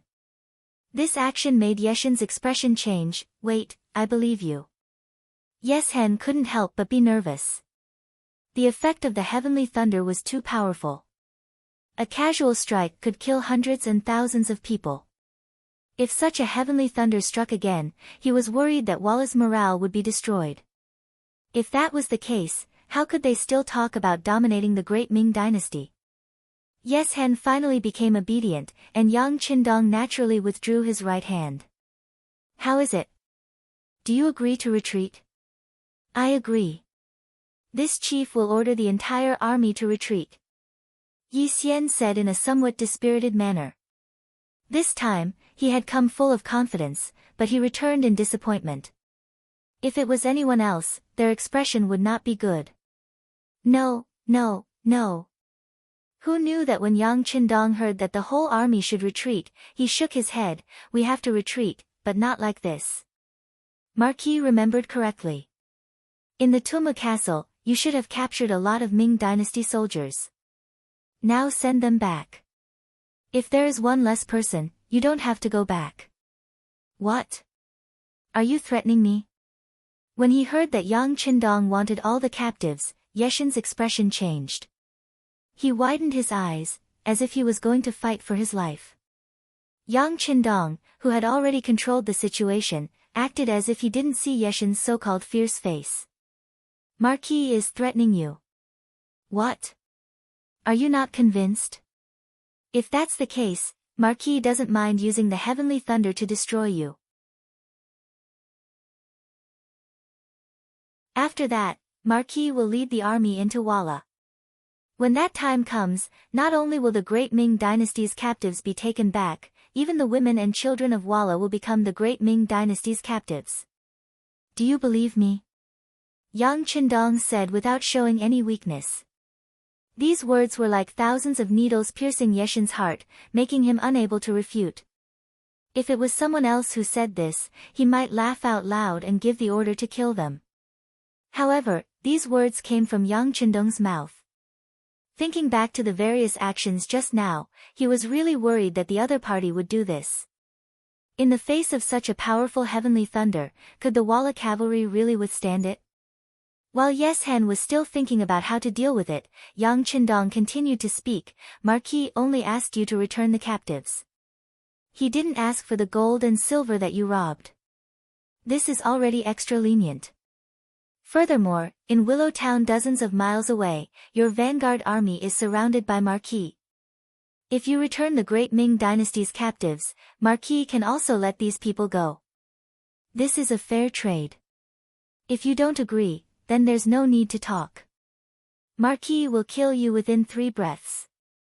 After speaking, Yang Qindong gently raised his left hand. This action clearly meant to kill Yeshen. He had already seen the serious consequences of reaching out his left and right hands, so he didn't dare to test the law. He immediately shouted, "Wait, this is such a big matter. No matter what, this chief has to go back and discuss it with his subordinates first. I'm sorry, before all the great Ming dynasty's captives are released, you can't leave here." Yang Qindong shook his head and said with a look that said, "Don't play tricks, it's useless to think about it." "Are you going to take me as a hostage?" Yeshen said very discontentedly when he heard this. It was just that after saying this sentence, he didn't speak anymore. The reality was already like this. Wasn't it too late for him to react now? He couldn't leave, and he couldn't beat him. Reality forced Yeshen to agree to Yang Qindong's conditions. However, although he agreed, Yeshen was still a little worried. Would Yang Qindong act shamelessly? Therefore, after hesitating for a while, he raised his head and said, "Loyal Marquis, but I don't know if you will let me go if I release the captives. Also, will you release all the besieged warriors in Walla?"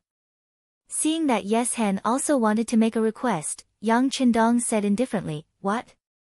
Do you think that other than believing in Marquis, you have the qualifications to negotiate with Marquis? You?" After being said this by Yang Qindong, Yeshen's face changed again and again. It was obvious that he was very angry. "Ha, Marquis is joking with you. In fact, with your intelligence, you can think about it. If Marquis wanted to kill you, why would he talk nonsense with you?" As for the captives of the Great Ming, Marquis can bring his army to kill them after killing all of you. Presumably, Walla doesn't have the strength to stop the Great Ming's army now. However, Marquis didn't do this, which is already a kind of sincerity. As for your people who are besieged in Willow Town, I have to trouble you to send someone to inform them not to try to break out of the encirclement. Tell them to stay here obediently and wait for the results of our negotiation. Naturally, they will be released. During this period, if anyone dares to act rashly, they will only die. Don't blame Marquis for not reminding you. Since he had already said this, Yeshen had to accept it even if he didn't want to. However, after thinking about it carefully, Yang Qindong didn't seem to have the intention to destroy Walla. Otherwise, he could do it now and Yeshen wouldn't have the strength to fight back. There was no other choice. Yeshen was forced by Yang Qindong's strength and finally lowered his head. He turned around and shouted to the army behind him. He called a few fast horse scouts and arranged them to inform the brothers in Willow Town not to act rashly. In addition, they were to inform the captives of the Great Ming army to escort them back to the loyal Marquis. After the order was given, the scouts left. Yang Qindong smiled and waved his hand. The first guard captain, Chiu Vi, brought people to deliver wine and food to Yes Hen. Leader Walla, the night is long and there are too many things to do. Why don't we drink while waiting? Yes Hen looked at the wooden table in front of him, as well as the hot food and wine. He was even more surprised in his heart. The loyal Marquis of the Great Ming seemed to have calculated everything and knew that he would compromise. He even prepared wine and food. Well, there was nothing to say. Let's eat first.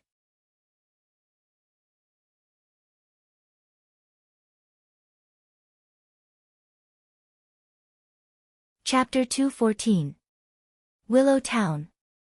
After Borromeo met up with General Nigong, he tried to charge out a few more times, but they all ended in failure.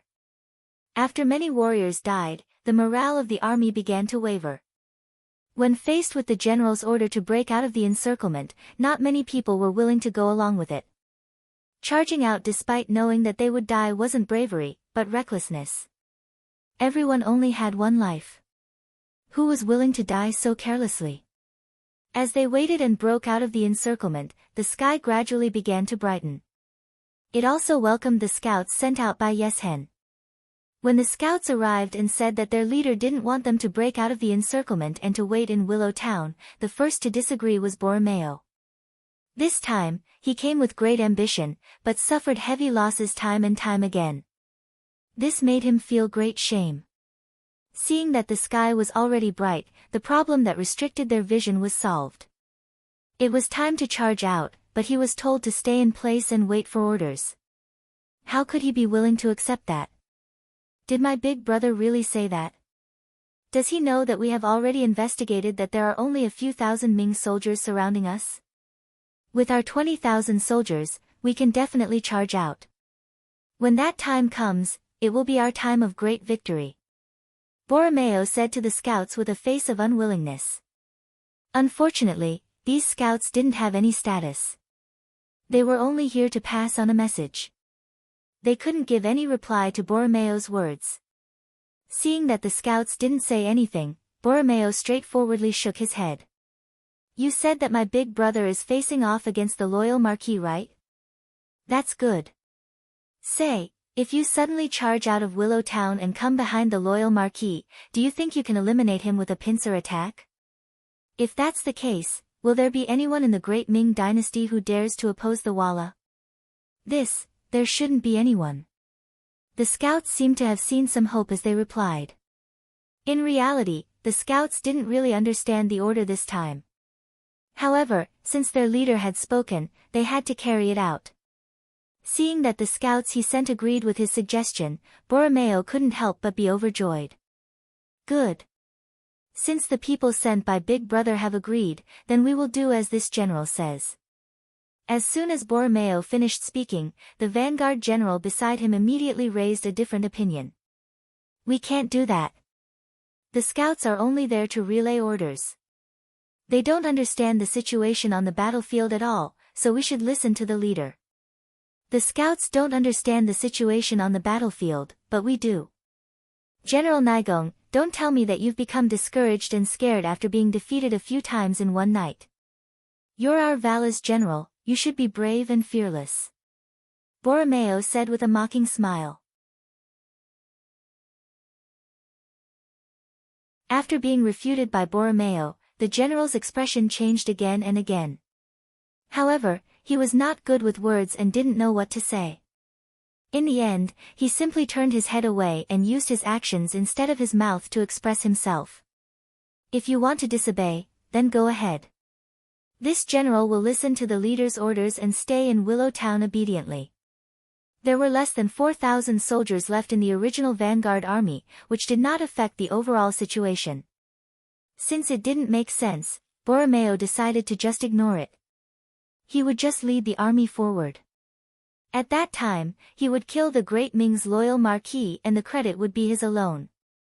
Perhaps it was because he couldn't wait any longer, or perhaps it was because he wanted to make a contribution, that child Borromeo ignored his elder brother's orders and began to gather his troops. Taking advantage of the darkness of the sky, he headed for the western end of Willow Town and made a counterattack. The sky was already bright. Commander Xiao Feng and Commander Wu Sheng, who were in charge of guarding here, could also clearly see some of the situation in Willow Town. With the help of binoculars, they could see even further than the enemy. The Walla soldiers in the town suddenly began to gather. This scene was clearly captured by the two of them, and they quickly guessed the enemy's intentions and thoughts. Inform Sir Tiger's man to prepare artillery support at any time. They knew that the Walla cavalry in town outnumbered them by 10 times. For safety reasons, it was also the 6th young master's order to inform Tiger's man to prepare once they discovered something that couldn't be disobeyed. Xiao Feng and Wuxing didn't dare to be careless and quickly made preparations. In less than an hour, the west side of Willow Town suddenly became much more lively.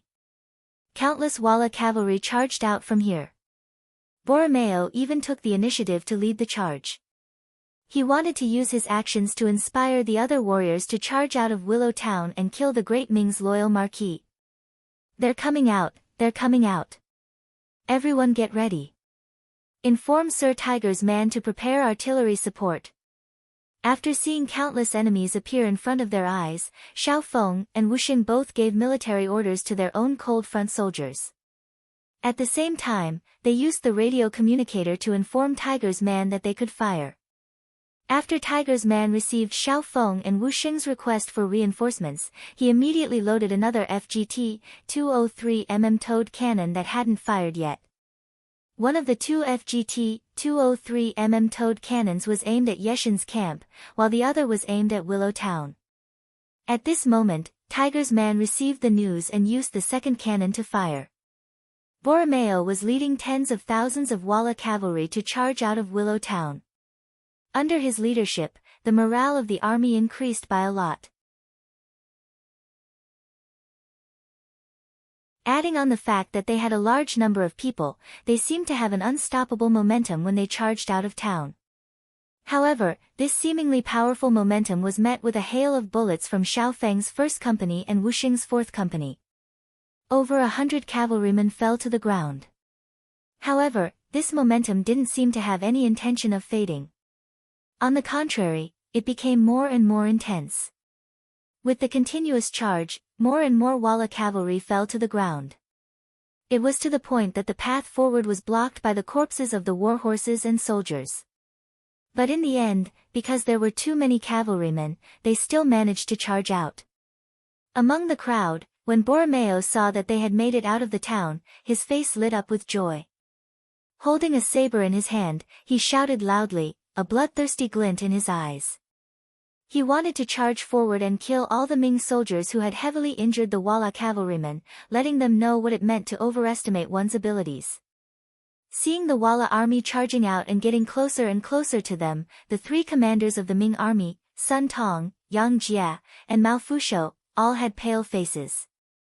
Even though they still had 3,000 Ming soldiers under their command, they were all trembling in fear in the face of Walla's army. It looked like they would collapse at any moment. Boom! Just as the Ming army was in chaos and chaos was about to break out at any moment, just as Xiao Feng and Wuxing were shooting with all their might with Leng Feng, the enemy was getting closer and closer due to their disadvantage in numbers. Just as it was extremely dangerous, a loud explosion suddenly sounded above their heads. Following that, a cannonball landed in the middle of Walla's army. The cannonball landed right where the Walla cavalry were most concentrated. With just one cannonball, at least 100 Walla cavalry soldiers were killed. As for the number of people who were injured, it was even more uncountable. Unfortunately, Borromeo was in the crowd. His originally ferocious face was directly swallowed by the cannonball. Not even his bones were left. Borromeo died, along with nearly 100 cavalrymen and even more injured people. This cannonball also stunned the advancing Walla cavalry. Before this, they had some understanding of the cannons of the Ming dynasty. However, those cannons could only shoot out a heavy iron ball. The damage it could cause was only in a straight line. As long as they avoided the iron ball that could only attack in a straight line, their lives would not be in danger. How could it be like this cannonball that landed without any warning? Moreover, when it landed, under the flames, its lethality was so great that it gave people the feeling that there was no way to avoid it. The people who were stunned by the cannonball reined in their horses and stopped. Borromeo had died in battle. Without their commander, they felt like they did not know where to go. It was at this time that the second cannonball arrived. It once again landed in the crowd, causing the deaths of hundreds of cavalrymen and the injuries of hundreds of cavalrymen. Retreat. Seeing the soldiers around them being killed by the cannonballs and muskets, the morale that had just been built up instantly collapsed. The smart soldiers knew that if they retreated back to the town, they would not face such danger. In an instant, many of them retreated. This was like a plague that quickly spread. Other than the Walla cavalry at the front who could not turn back and became Ling Feng's target, the rest of the Walla cavalry retreated back to the town. The battle finally ended with the death of nearly 2,000 people. The ground was littered with corpses and the smell of blood. It seemed like this battle was originally a child's play. The army retreated back to the town and Nai Gong took over the command. When he ordered everyone not to leave without orders, he also sent out scouts to inform leader Yeshen of what had happened. The scouts rushed out of the town and rushed in front of Ling Feng and the Ming soldiers with a terrified expression.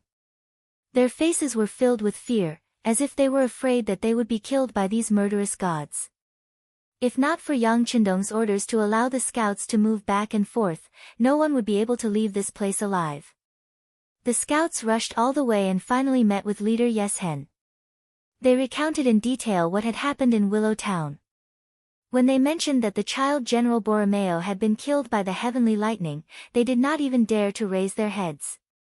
Hearing that another brother had died on the battlefield, Yeshen's expression was naturally very ugly. However, he could not ask Yang Qindong for an explanation. It was his brother who did not listen to orders and took the initiative to fight. Now that he had died, who else could he blame? Forget it. Quickly inform the troops behind to bring all the captives of the Ming army here. Remember, all of them. Do not leave a single one alive. Whoever dares to leave behind the captives of the Ming army, I will leave behind his head. Yeshen, who was really scared by Yang Qindong, did not dare to play any tricks.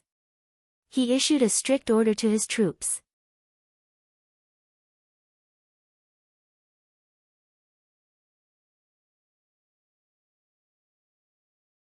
Chapter 215. In the imperial palace, Daizong Zhu Qiyu was pacing back and forth in the throne room. Because he was worried about the battle ahead, he could no longer remain seated on the dragon throne. Standing below were all the fourth-rank officials in the capital and above. They all looked anxious and uneasy, and everyone had a grim expression on their faces. The battle to defend the capital had undoubtedly reached a critical juncture. It would take at least 3 days for the new order to rescue the emperor to arrive at the capital. If the loyal marquis lost to Yeshen, the entire capital would be in danger, and everyone's lives would be in danger. But an entire night had passed, and there had been no report from the front line. How could they not be worried? At this moment, many people began to miss the rule of having eunuchs supervise the army. If there were eunuchs present, they would have already sent someone back to report what had happened on the front line. They would not be like this, where everyone could only passively and anxiously wait. The officials had been here since early in the morning, but there was nothing they could do. Some of the officials were unwilling to wait. Seeing that there was nothing they could do, Minister of War Yi Ming stepped forward with his ceremonial tablet and said, "Your Majesty, should we send someone to the front line to see what the situation is like? No matter what, we have to make preparations early." There were many explanations for what "make preparations early" meant. If they won, they naturally had to make preparations to celebrate. If they lost, they had to make preparations to flee. That's right, that's right. With Yi Ming taking the lead, the other officials quickly responded. One by one, they stood up and spoke to the emperor. How could Zhu Qiyu not want to know the situation on the front line? For this reason, he had sent out many scouts and spies, but not a single one had returned. At this time, he truly didn't know who to send out. On the other hand, great eunuch Jin Ying's eyes turned as he thought of something. He carefully took 2 steps forward and said in a voice that only the two of them could hear, "Your Majesty, we can send the embroidered uniform guard commissioner Hu Zhangning and request that he bring back the news." Hu Zhangning. Zhu Qiyu's brow creased as he began to think about this person. Zhu Qiyu, who had recently spent a lot of time to understand the officials, quickly figured out Hu Zhangning's identity. This person was not only the eldest son of the Minister of Rights, Hu Shao, but more importantly, he was also the father-in-law of the Marquis of Loyalty and Courage, Yang Qindong. The people that had been sent out earlier must have been stopped by Yang Qindong and were not allowed to return. However, if Hu Zhangning were to go and face his father-in-law, he would not be able to stop him. Thinking of this, he couldn't help but sigh at how smart Jining was. He immediately turned around and asked the officials, "Is Minister Hu Zhangning here?" "Your subject is here." When Hu Changning, who was standing behind the officials, heard the emperor's words, he was stunned for a moment. Then, he stepped forward with a board in his hand. When the officials saw that the emperor was calling for Hu Zhangning, they quickly opened up a path so that the guardian of the brocade guard could face the emperor directly. "Beloved Minister Hu, we now order you to bring people to the front lines to understand the situation of the battle, then quickly report back. Remember, you must complete this order as quickly as possible. Otherwise, you will be severely punished." Zhu Qiyu purposely emphasized the word severely in order to remind Hu Zhangning that it was his son-in-law who was leading the troops into battle. No one would make things difficult for him unless he wanted to make things difficult for himself. Hu Zhangning naturally understood Zhu Qiyu's meaning. In his heart, he did not want to make things difficult for his son-in-law. However, since he had the emperor's order, he did not dare to disobey. "Your subject obeys the emperor's order. I will definitely go and return quickly." After saying this, Hu Zhangning turned and left the hall. Seeing Hu Zhangning's figure disappear, Zhu Qiyu finally let out a long sigh of relief.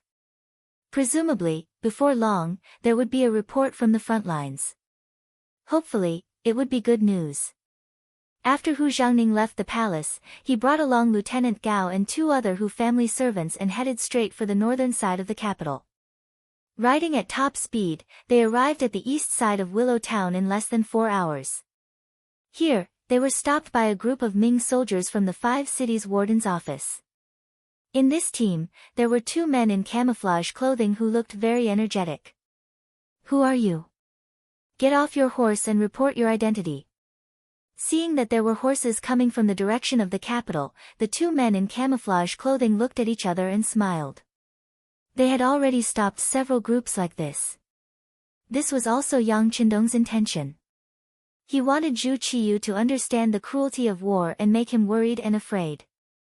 If you wanted to make others afraid of you, it was not as simple as beating them up. Sometimes, raising a stick of pressure and not letting it fall would give people a feeling of intimidation. Seeing the Ming army blocking the road, Hu Zhangning, who was leading the group, knew that this should be the Ming army that was fighting against the Walla. He immediately let out a sigh of relief and reported his name. "This official is the Imperial Guardian of the Embroidered Uniform Guard, Hu Zhangning.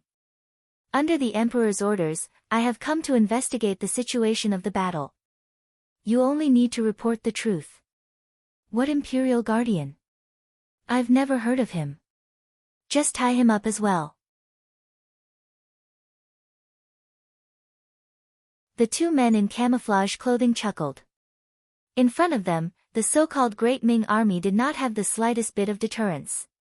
After laughing, they ordered the soldiers of the 5 cities' warden's office to tie up Hu Zhangning as usual. The Ming army seemed to be used to this kind of thing. They did not even blink as they walked toward Hu Zhangning and the other 3. Although they were Ming soldiers, after witnessing the power of the cold guards, they had already submitted to them in their hearts. In addition, they were just carrying out orders. If something happened, they did not have to take any responsibility. There was no need for them to be courteous. They just held the ropes and strode forward. "Wait, what are you doing? Do you know who we are?" Seeing that the Ming army was about to tie up Hu Zhangning, Lieutenant Gao Sheng, who was following by the side, shouted. At the same time, he pulled out the embroidered spring saber at his waist. When they saw Gao Xing pull out the steel saber, a glint of excitement flashed across the eyes of the two cold guards. They were afraid that the people who came would not resist. If that happened, they would not be able to use their skills. Now, someone actually wanted to play tricks. This was exactly what they wanted. The two cold guards held two pitch-black and cold 95 styles in their hands. One of them had already aimed his gun at the steel saber in Gao Xing's hand. He was confident that he could break the saber with one shot. This way, the other party would not be able to resist. Stop! Hu Xiangning had long heard of the power of the advanced firearms in the mercenaries' hands. He did not want to take the risk. He immediately shouted at Gao Xing to stop him from acting rashly. At the same time, he looked at the two cold guards and said, "Where is Yang Qindong? I am his father-in-law."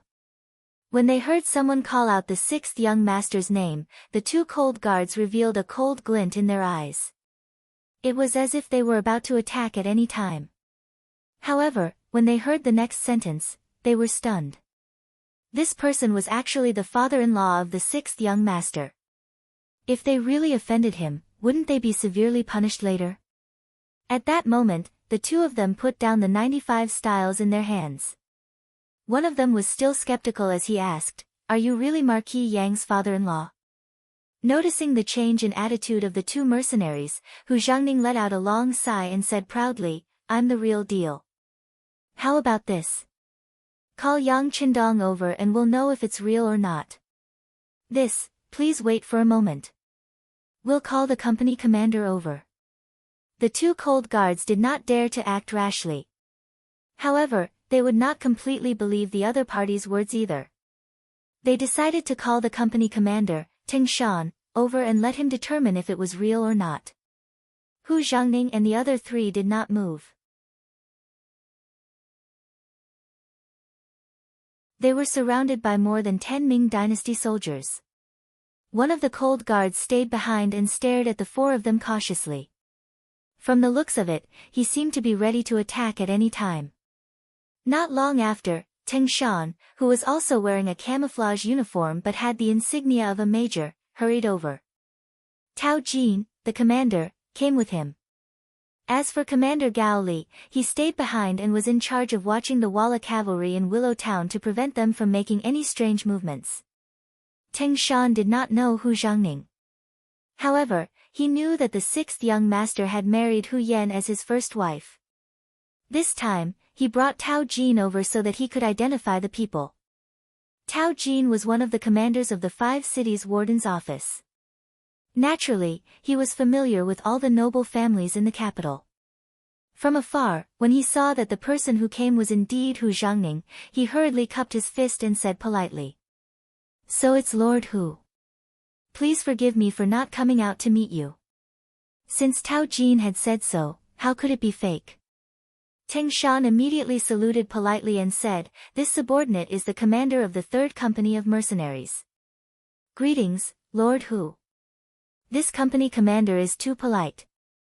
Since the other party's attitude was so respectful, Hu Xiangning naturally greeted him with a smile. Then, he asked, "Oh right, why don't I see the loyal Marquis? May I know where he is now?"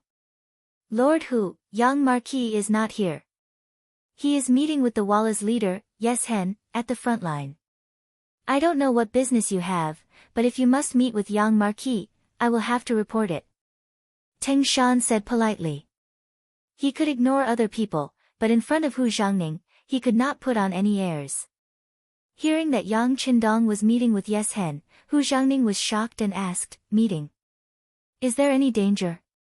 "There shouldn't be any danger for now, but I don't know the specific situation." Ting Shan shook his head. It was true that Hu Xiangning was the father-in-law of the 6th young master, but he was not a member of the Yang family, so there was no need for him to explain. He did not know the specific situation of Yang Qindong, but when he thought of the strength of the mercenaries and Yang Qindong's ability to plan ahead, Hu Xiangning was not too worried. "I see, but how is the situation now?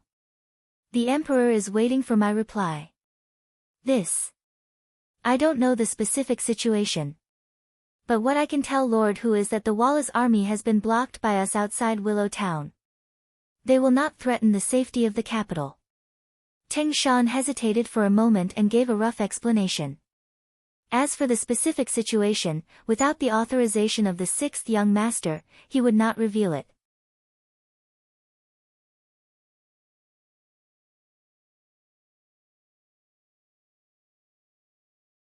Chapter 216.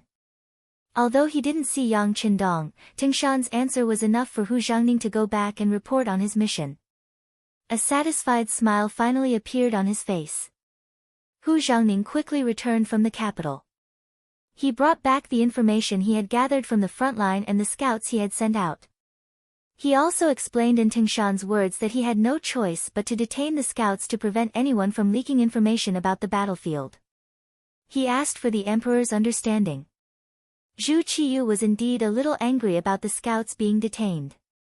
But when he thought about how he still had to rely on Yang Qindong for the front line, how could he take such a small matter to heart? Especially when he heard Hu Jiangning say that the Walla army had been successfully stopped and that the capital was no longer in danger, he immediately breathed a sigh of relief and laughed with joy. Not only Zhu Qiyu, but the other important officials were also very happy when they heard that the capital was no longer in danger.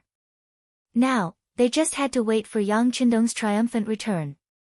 At the front line, a large number of Ming captives were sent over. On the Ming army's side, Deputy Chief Yang Guang came forward with 5,000 cavalrymen and was responsible for escorting the captives back to the capital safely. When accepting the captives, Yang Qindong asked the crowd if there were any captives left in the Walla. After receiving the majority's answer that all the captives had been returned, Yang Qindong breathed a sigh of relief. The number of captives received this time was more than 75,000. Most of them were brave soldiers who had been through hundreds of battles. They were just scared out of their wits before, so they couldn't display their full strength on the battlefield. Yang Qindong could imagine that with these 75,000 captives, the safety of the capital would no longer be a problem. Zhu Qizhen could finally sleep without worry. He had successfully completed the important task of protecting the capital of the Great Ming Dynasty.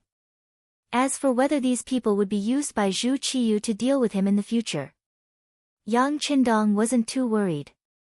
Firstly, he had the mercenaries in his hands, so he had to think carefully before making a move. Secondly, these people were all saved by him, so they would have a lot of resistance in their hearts to deal with him. Thirdly, Zhu Qizhen was still in Nanjing, so Dai Zong had to think carefully before making a move against him. With these 3 points, his safety shouldn't be a problem. After dealing with the captives, it was time to release the Walla army and let them leave. This was what worried Yes Hen the most. Previously, when he was controlled by someone, he had no choice but to do as Yang Qindong said. Now that the matter was done, would he keep his promise and let's release him and the tens of thousands of Walla cavalry?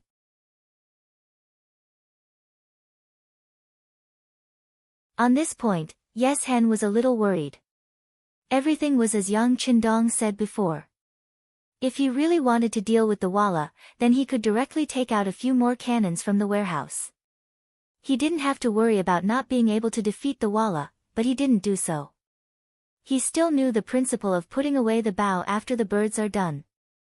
If he didn't leave a big enemy for Zhu Qiyu, then when he really wanted to deal with him, he would have no scruples.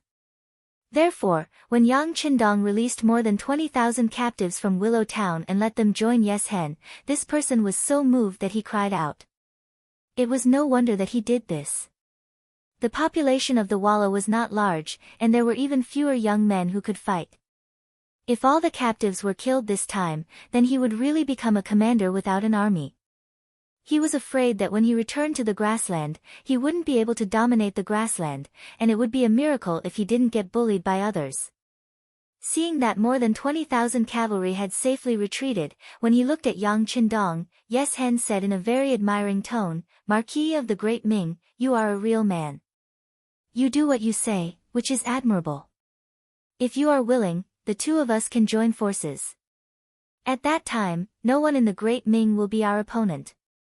At that time, there will be gold, silver, treasures, and beautiful women for us to choose from. Isn't that better? Yes Hen invited sincerely, and Yang Qindong's face showed a smile. Leader Yes Hen, there is not only one great Ming in the world. There are many countries and ethnic groups in places that we don't know about. Why do you only want to deal with the great Ming? Yang Qindong's answer made Yes Hen stunned. He didn't expect such an answer. He lowered his head, and after hesitating for a moment, he raised his head and said, as you said, this world may be very big, but we can't even deal with the great Ming. How can we talk about other grand plans? No, no, no. Yang Qindong stretched out his right index finger and made a shaking motion. As the leader of the Walla, you must first have confidence in your captives. With them, you can achieve something. As for why you can't take down the great Ming, it is because your strength is too weak. There is an old saying in the Central Plains, and I will give it to you here. To forge iron, you must be strong. Without enough strength, you can't achieve anything just by relying on the other party's mistakes.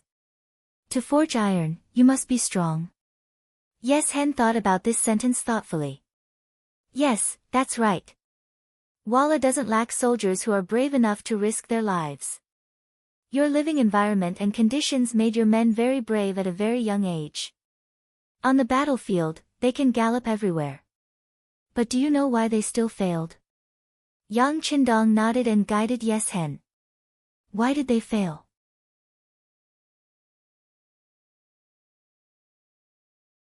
This question was also what Yes Hen wanted to ask. Because your own ability to produce blood is insufficient. If you rely on robbing, this kind of ethnic group is destined to not go far. Yang Qindong chuckled and continued, you lack all kinds of resources. You are complacent when you get something, and your ambition is satisfied. Since you are satisfied, you are not far away from the days when you lose. This is why although the Walla army is brave and can do some earth-shattering things from time to time, it can't escape the fate of being destroyed and replaced by others. In the end, it is because you can't win the hearts of the people. The reason you can't win the hearts of the people is because the people are not rich. They follow you, but in the end, they can't even fill their stomachs. Who would really risk their lives? On the other hand, if the country is rich and the people are strong, it means that someone wants to deal with you. In order to ensure the fruits of their victory, they have no choice but to take out their weapons and fight with their lives. One is spontaneous, the other is forced.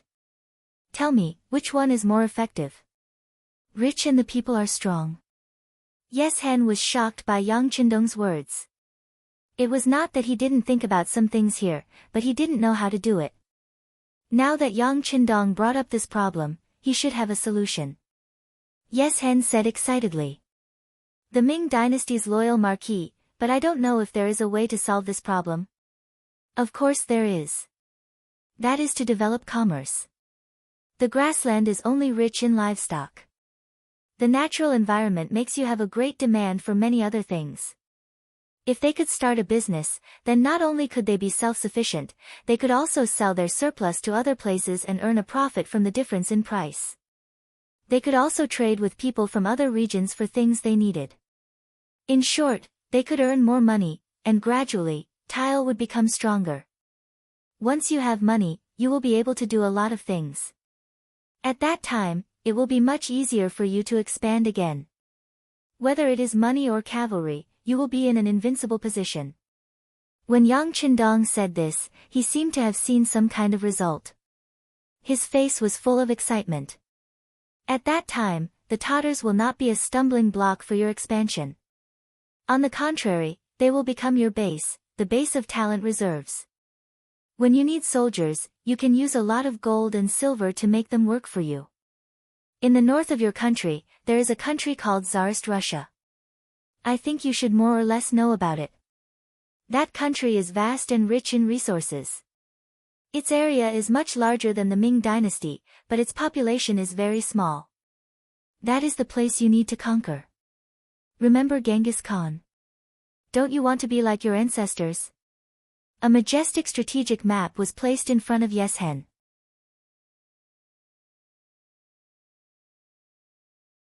After Yang Qindong said this, his heart was suddenly moved. It was like a person in the dark who saw the light, a person in a desperate situation who saw hope. It made Yes Hen feel like he was reborn. Can we really do this? When he returned to reality, Yes Hen said with some uncertainty. Why can't we do it? The reason why the Ming dynasty has such a vast land and the prosperity of the people is the result of trade. If this is the case, why can't the Walla do it? Yang Qindong did not answer directly. Instead, he asked Yes Hen a question in a rhetorical way. Yes Hen could not answer this question, but he could continue to ask questions. So, does the loyal Marquis want the Walla and the Ming dynasty to stop attacking each other and resume trade? No. Yang Qindong shook his head. It is to establish trade with Marquis. This time, I'll be the one providing you with the goods. It won't be as simple as before, where I'll set up a horse farm to exchange for the goods you need with the Central Plains people. Instead, you will use silver to buy the goods I provide at a low price. Finally, through your hands, you will sell them at a high price. At that time, you will find that doing this will allow you to earn more silver. Then, you will be able to buy more things and do more things. In the end, Yang Qindong revealed his purpose. At the end of the day, Yang Qindong wanted to sell his goods and earn more silver to develop himself. At the same time, he wanted to increase his reputation. If he were to do the business himself, the speed would be too slow and the risk would be too great. If he really sent the Leng Feng to protect him, he did not know how much manpower he would have to put in. This was not proportional to what he would gain. At least for now, there were not many Leng Feng, so he could not split himself up.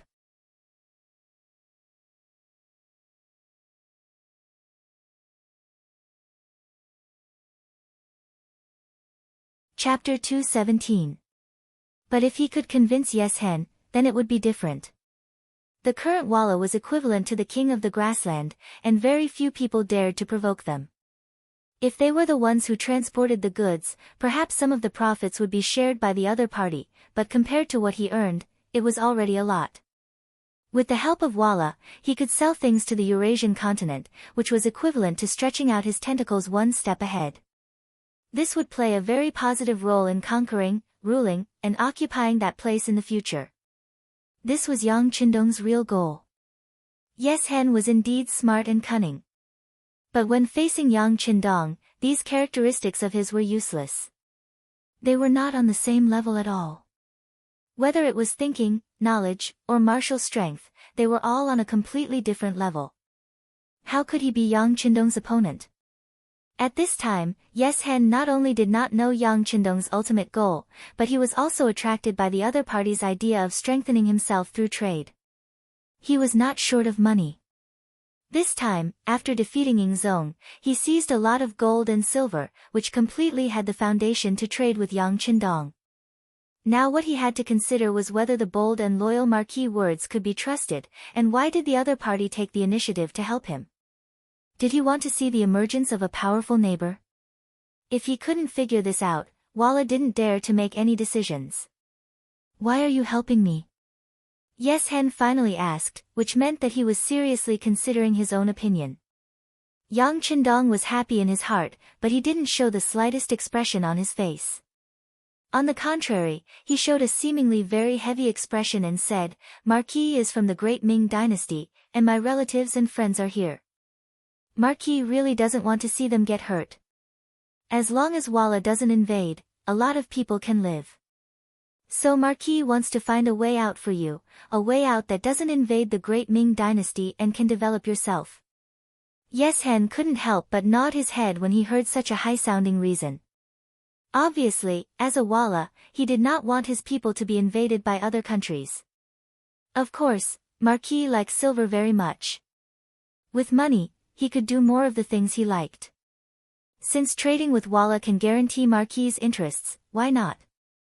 Yang Qindong offered another reason while Yes Hen was still deep in thought. Compared to the first reason, the second reason was much more practical. It also made Yang Qindong look more like an ordinary person. Ha ha ha. Hearing that, he burst into laughter. Obviously, this second reason was more persuasive and moved him. Because of this, he chose to believe in Yang Qindong. His loud laughter set the tone for the trade between the two sides. Then, they each put forward some requirements and conditions. For example, Yeshin's requirement was that the things Yang Qindong provided must be easy to sell and practical. If it was flashy, they had the right to refuse. Also, they could choose not to attack the Great Ming Dynasty, but if the Great Ming Dynasty took the initiative to find trouble with them, then they could not blame him for fighting back. Yang Qindong naturally agreed to Yeshin's requirements. But at the same time, he also put forward his own requirements. For example, after the goods arrived, they had to pay immediately. They were not allowed to owe anything. This was the basic integrity of a businessman. Also, he did not allow anyone from Walla to have any ideas about his goods and caravan. Not only that, they also had the responsibility and obligation to ensure the safety of the caravan.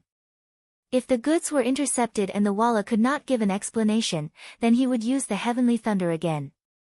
At that time, it would not be as simple as exchanging captives. It could be imagined that under the irresistible heavenly thunder, it was unknown whether the Walla could survive. Each side put forward their own requirements, and in the end, the Economic Association came to a consensus. With this matter settled, Yes Hen excitedly left. Yang Qindong also turned and returned to the capital of the Great Ming Dynasty. More than 70,000 Great Ming captives had been rescued. This would allow many broken families to be reunited. And all of this was because of Yang Qindong. On the way back, news of this matter would spread, causing these people to thank the loyalty marquis from the bottom of their hearts. This great hero who had saved them from fire and water, their great benefactor. The capital of the Great Ming Dynasty. The 12 city gates were opened, and the news spread to the capital. When the common people learned that more than 70,000 of their loved ones had been rescued, the streets were packed with people. They wanted to see if the rumors were true. And they also wanted to find their loved ones in the crowd. The first to enter the city were the soldiers of the 5 cities' warden's office. A total of 5,000 people, all of them holding their heads high and puffing out their chests, appeared to be in high spirits. In the past, they had played the role of maintaining law and order in the city. Most of the time, they were the thugs of some privileged classes and nobles, helping them bully the common people. It could be said that they were hated by the common people. But this time, it was completely different. He was returning to the city as a hero. Naturally, the welcome he received was extremely sincere and warm. When they saw the people on both sides of the road sincerely welcoming them, the soldiers of the 5 cities' warden's office were also moved. They suddenly realized that being a good person was far better than being a thug for evil people. After the soldiers of the 5 cities' warden's office entered the city, Yang Guang's 5,000 cavalry followed. In this battle, they did not fight a single battle with the Walla cavalry. They only used a single blade to obtain a complete victory. While obtaining military merits, each of them, like the officials of the 5 cities' warden's office, received some silver from the loyalty marquis. Ordinary soldiers received at least 10 taels of silver. The higher the official rank, the more they received. This kind of good job of obtaining both silver and merit made the 5,000 cavalry sincerely grateful to Yang Qindong. If not for the loyalty marquis, it was likely that they would not have been able to defend the capital and survive this time. After the 5,000 elite cavalry, it was the 75,000 Ming soldiers that entered the city. As soon as these people appeared, they were shocked. The scene became a little chaotic. There were too many people who saw their family members. Some saw their sons, some saw their husbands, and some saw their fathers. Immediately, there were waves of crying and shouting. Today was a day worth remembering for the capital. It was a day of triumphant return after winning the battle. It was also a day of joy and joy. Moreover, it was a day filled with cries of joy mixed with cries of joy. On the gate tower of the imperial city, Daizong Zhu Qiyu was standing there with the civil and military officials, watching the performance of the people in the city, watching the victorious army return to camp. There was a relaxed smile on everyone's face. Especially Daizong Zhu Qiyu. Ever since he ascended the throne, Walla was like a sharp sword hanging over his head, as if it would fall and stab him at any time. Because of this, he could not sleep at night and could not eat. It was as if he was afraid that one day he would be defeated like his brother, Daizong Zhu Qizhen. Now, Walla had retreated, and it was a very happy retreat. The battle report from the front said that they were retreating quickly. It was clear that they wanted to retreat to Walla's territory and did not want to be entangled with the great Ming Empire anymore. Being able to retreat was already very difficult, let alone being able to retreat so cleanly. This was extremely rare. This also showed how powerful Yang Qindong was. There were also battle reports that this time, the great Ming Empire sent out more than 10,000 people and returned with no casualties. On the contrary, Walla's army suffered heavy losses. Even their leader, Yeshin's younger brother, Bai Luo Mao, was killed on the battlefield. To be able to obtain such a great victory with almost no losses, this loyalty marquis must be a very formidable commander.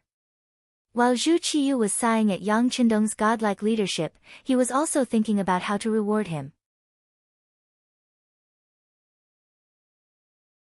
He won the battle, solved the threat in the capital, saved more than 70,000 captives, and brought peace to the great Ming Empire. If he did not reward him for all these things, it was obviously impossible. The officials would not agree, the army would not agree, and the people would not agree. But what should he reward him for?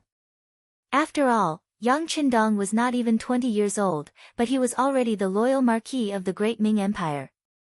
This had not happened even when the great Ming Empire was founded. If he was rewarded, his official position would be too high. Would his achievements be greater than that of the town lord? Zhu Qiyu's throne could not be said to be completely stable.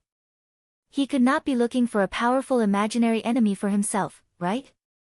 Your Majesty, the Minister of War, Yi Ming, the Minister of Revenue, Jin Lian, and the Minister of Works, Shi Pu, have memorials.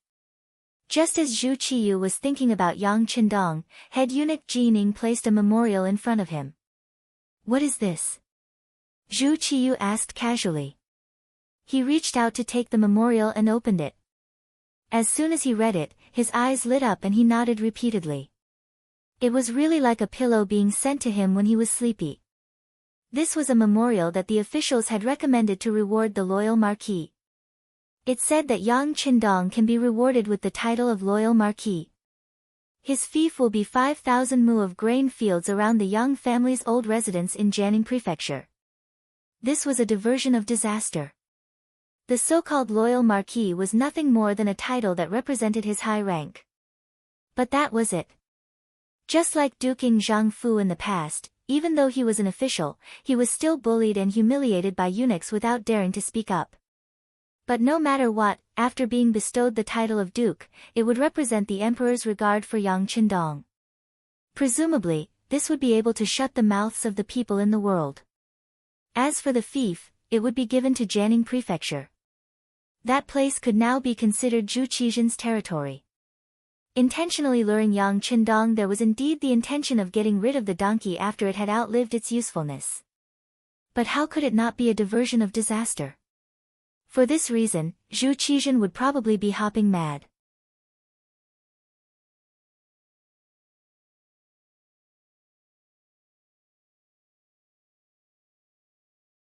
Chapter 218.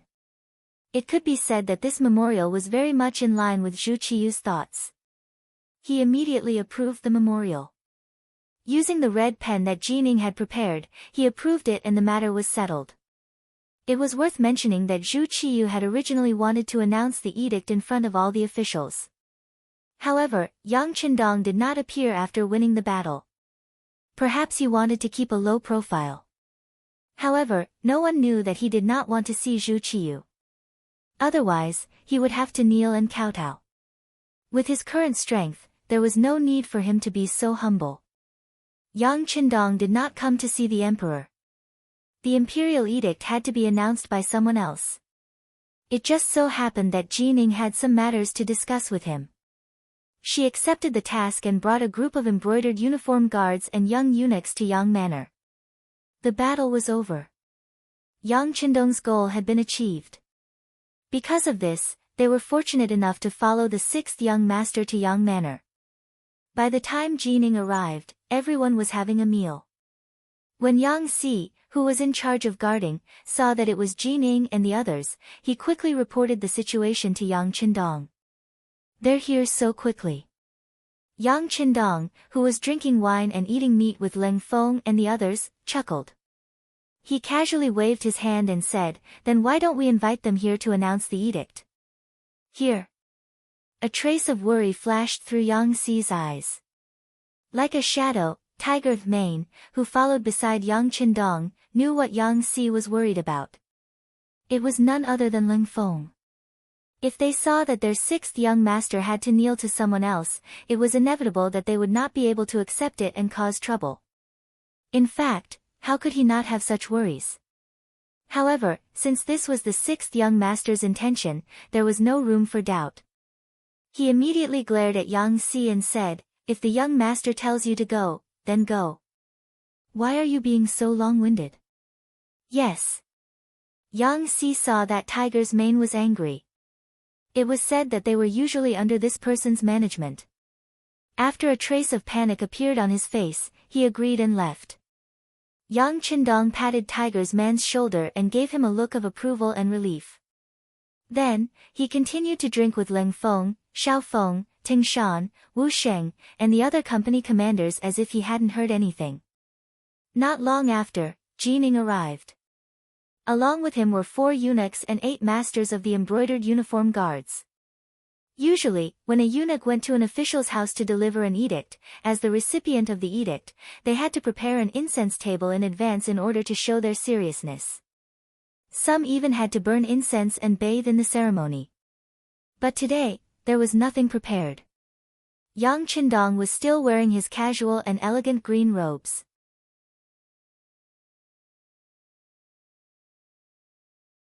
He didn't wear his official robes, and the incense table wasn't set up.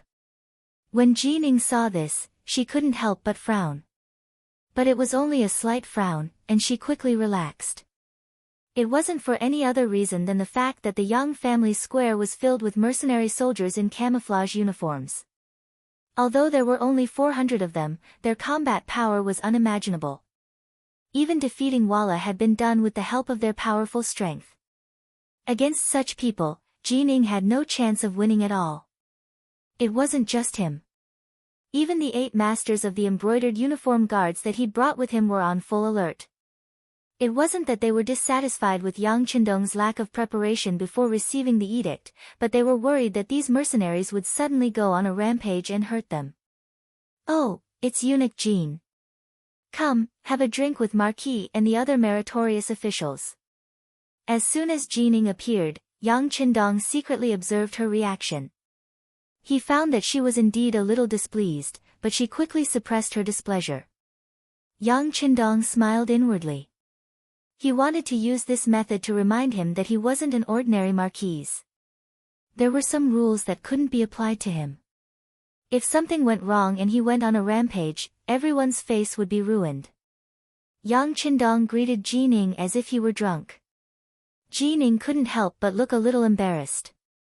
He wanted to scold Yang Qingdong for not following the rules, but he didn't dare do so in front of all the mercenaries. He could only comfort himself. They had just won a great battle, so it was only right that they celebrate together. There was no need to argue with someone who was drunk. "Loyal Marquise, the Emperor has an edict for you. Please kneel and receive it," Qing said with a fake smile. He didn't directly respond to Yang Qingdong's invitation to drink. Subconsciously, he seemed to be saying, "We aren't on the same side, so there's no need for us to drink together." "Oh. There's another imperial decree, but His Majesty is going to reward this marquis again." Ha ha ha.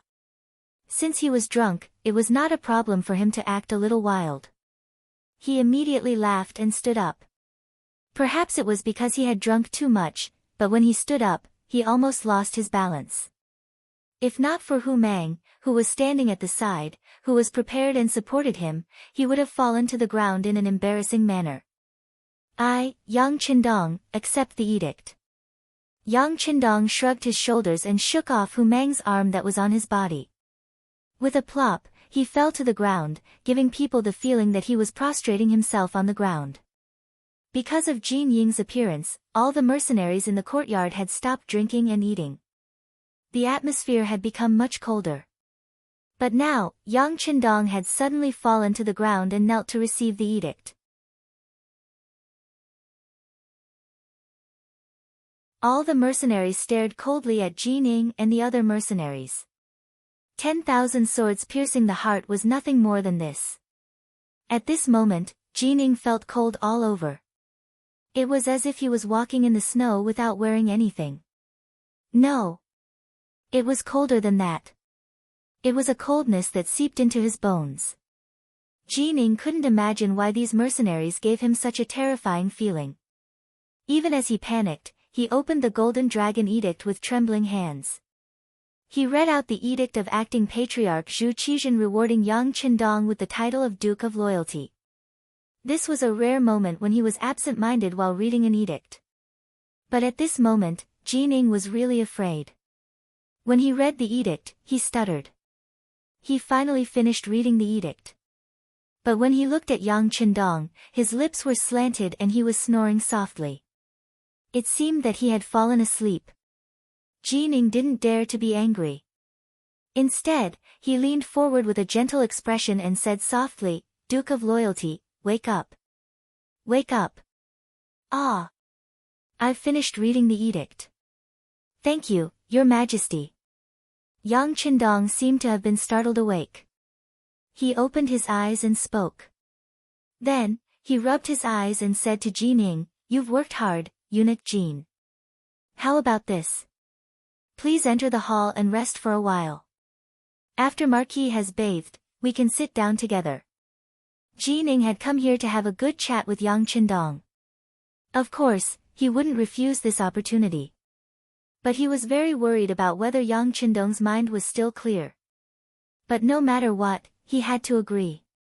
He noticed from the corner of his eye that the 400 mercenaries had already stood up and were looking at him with hostility.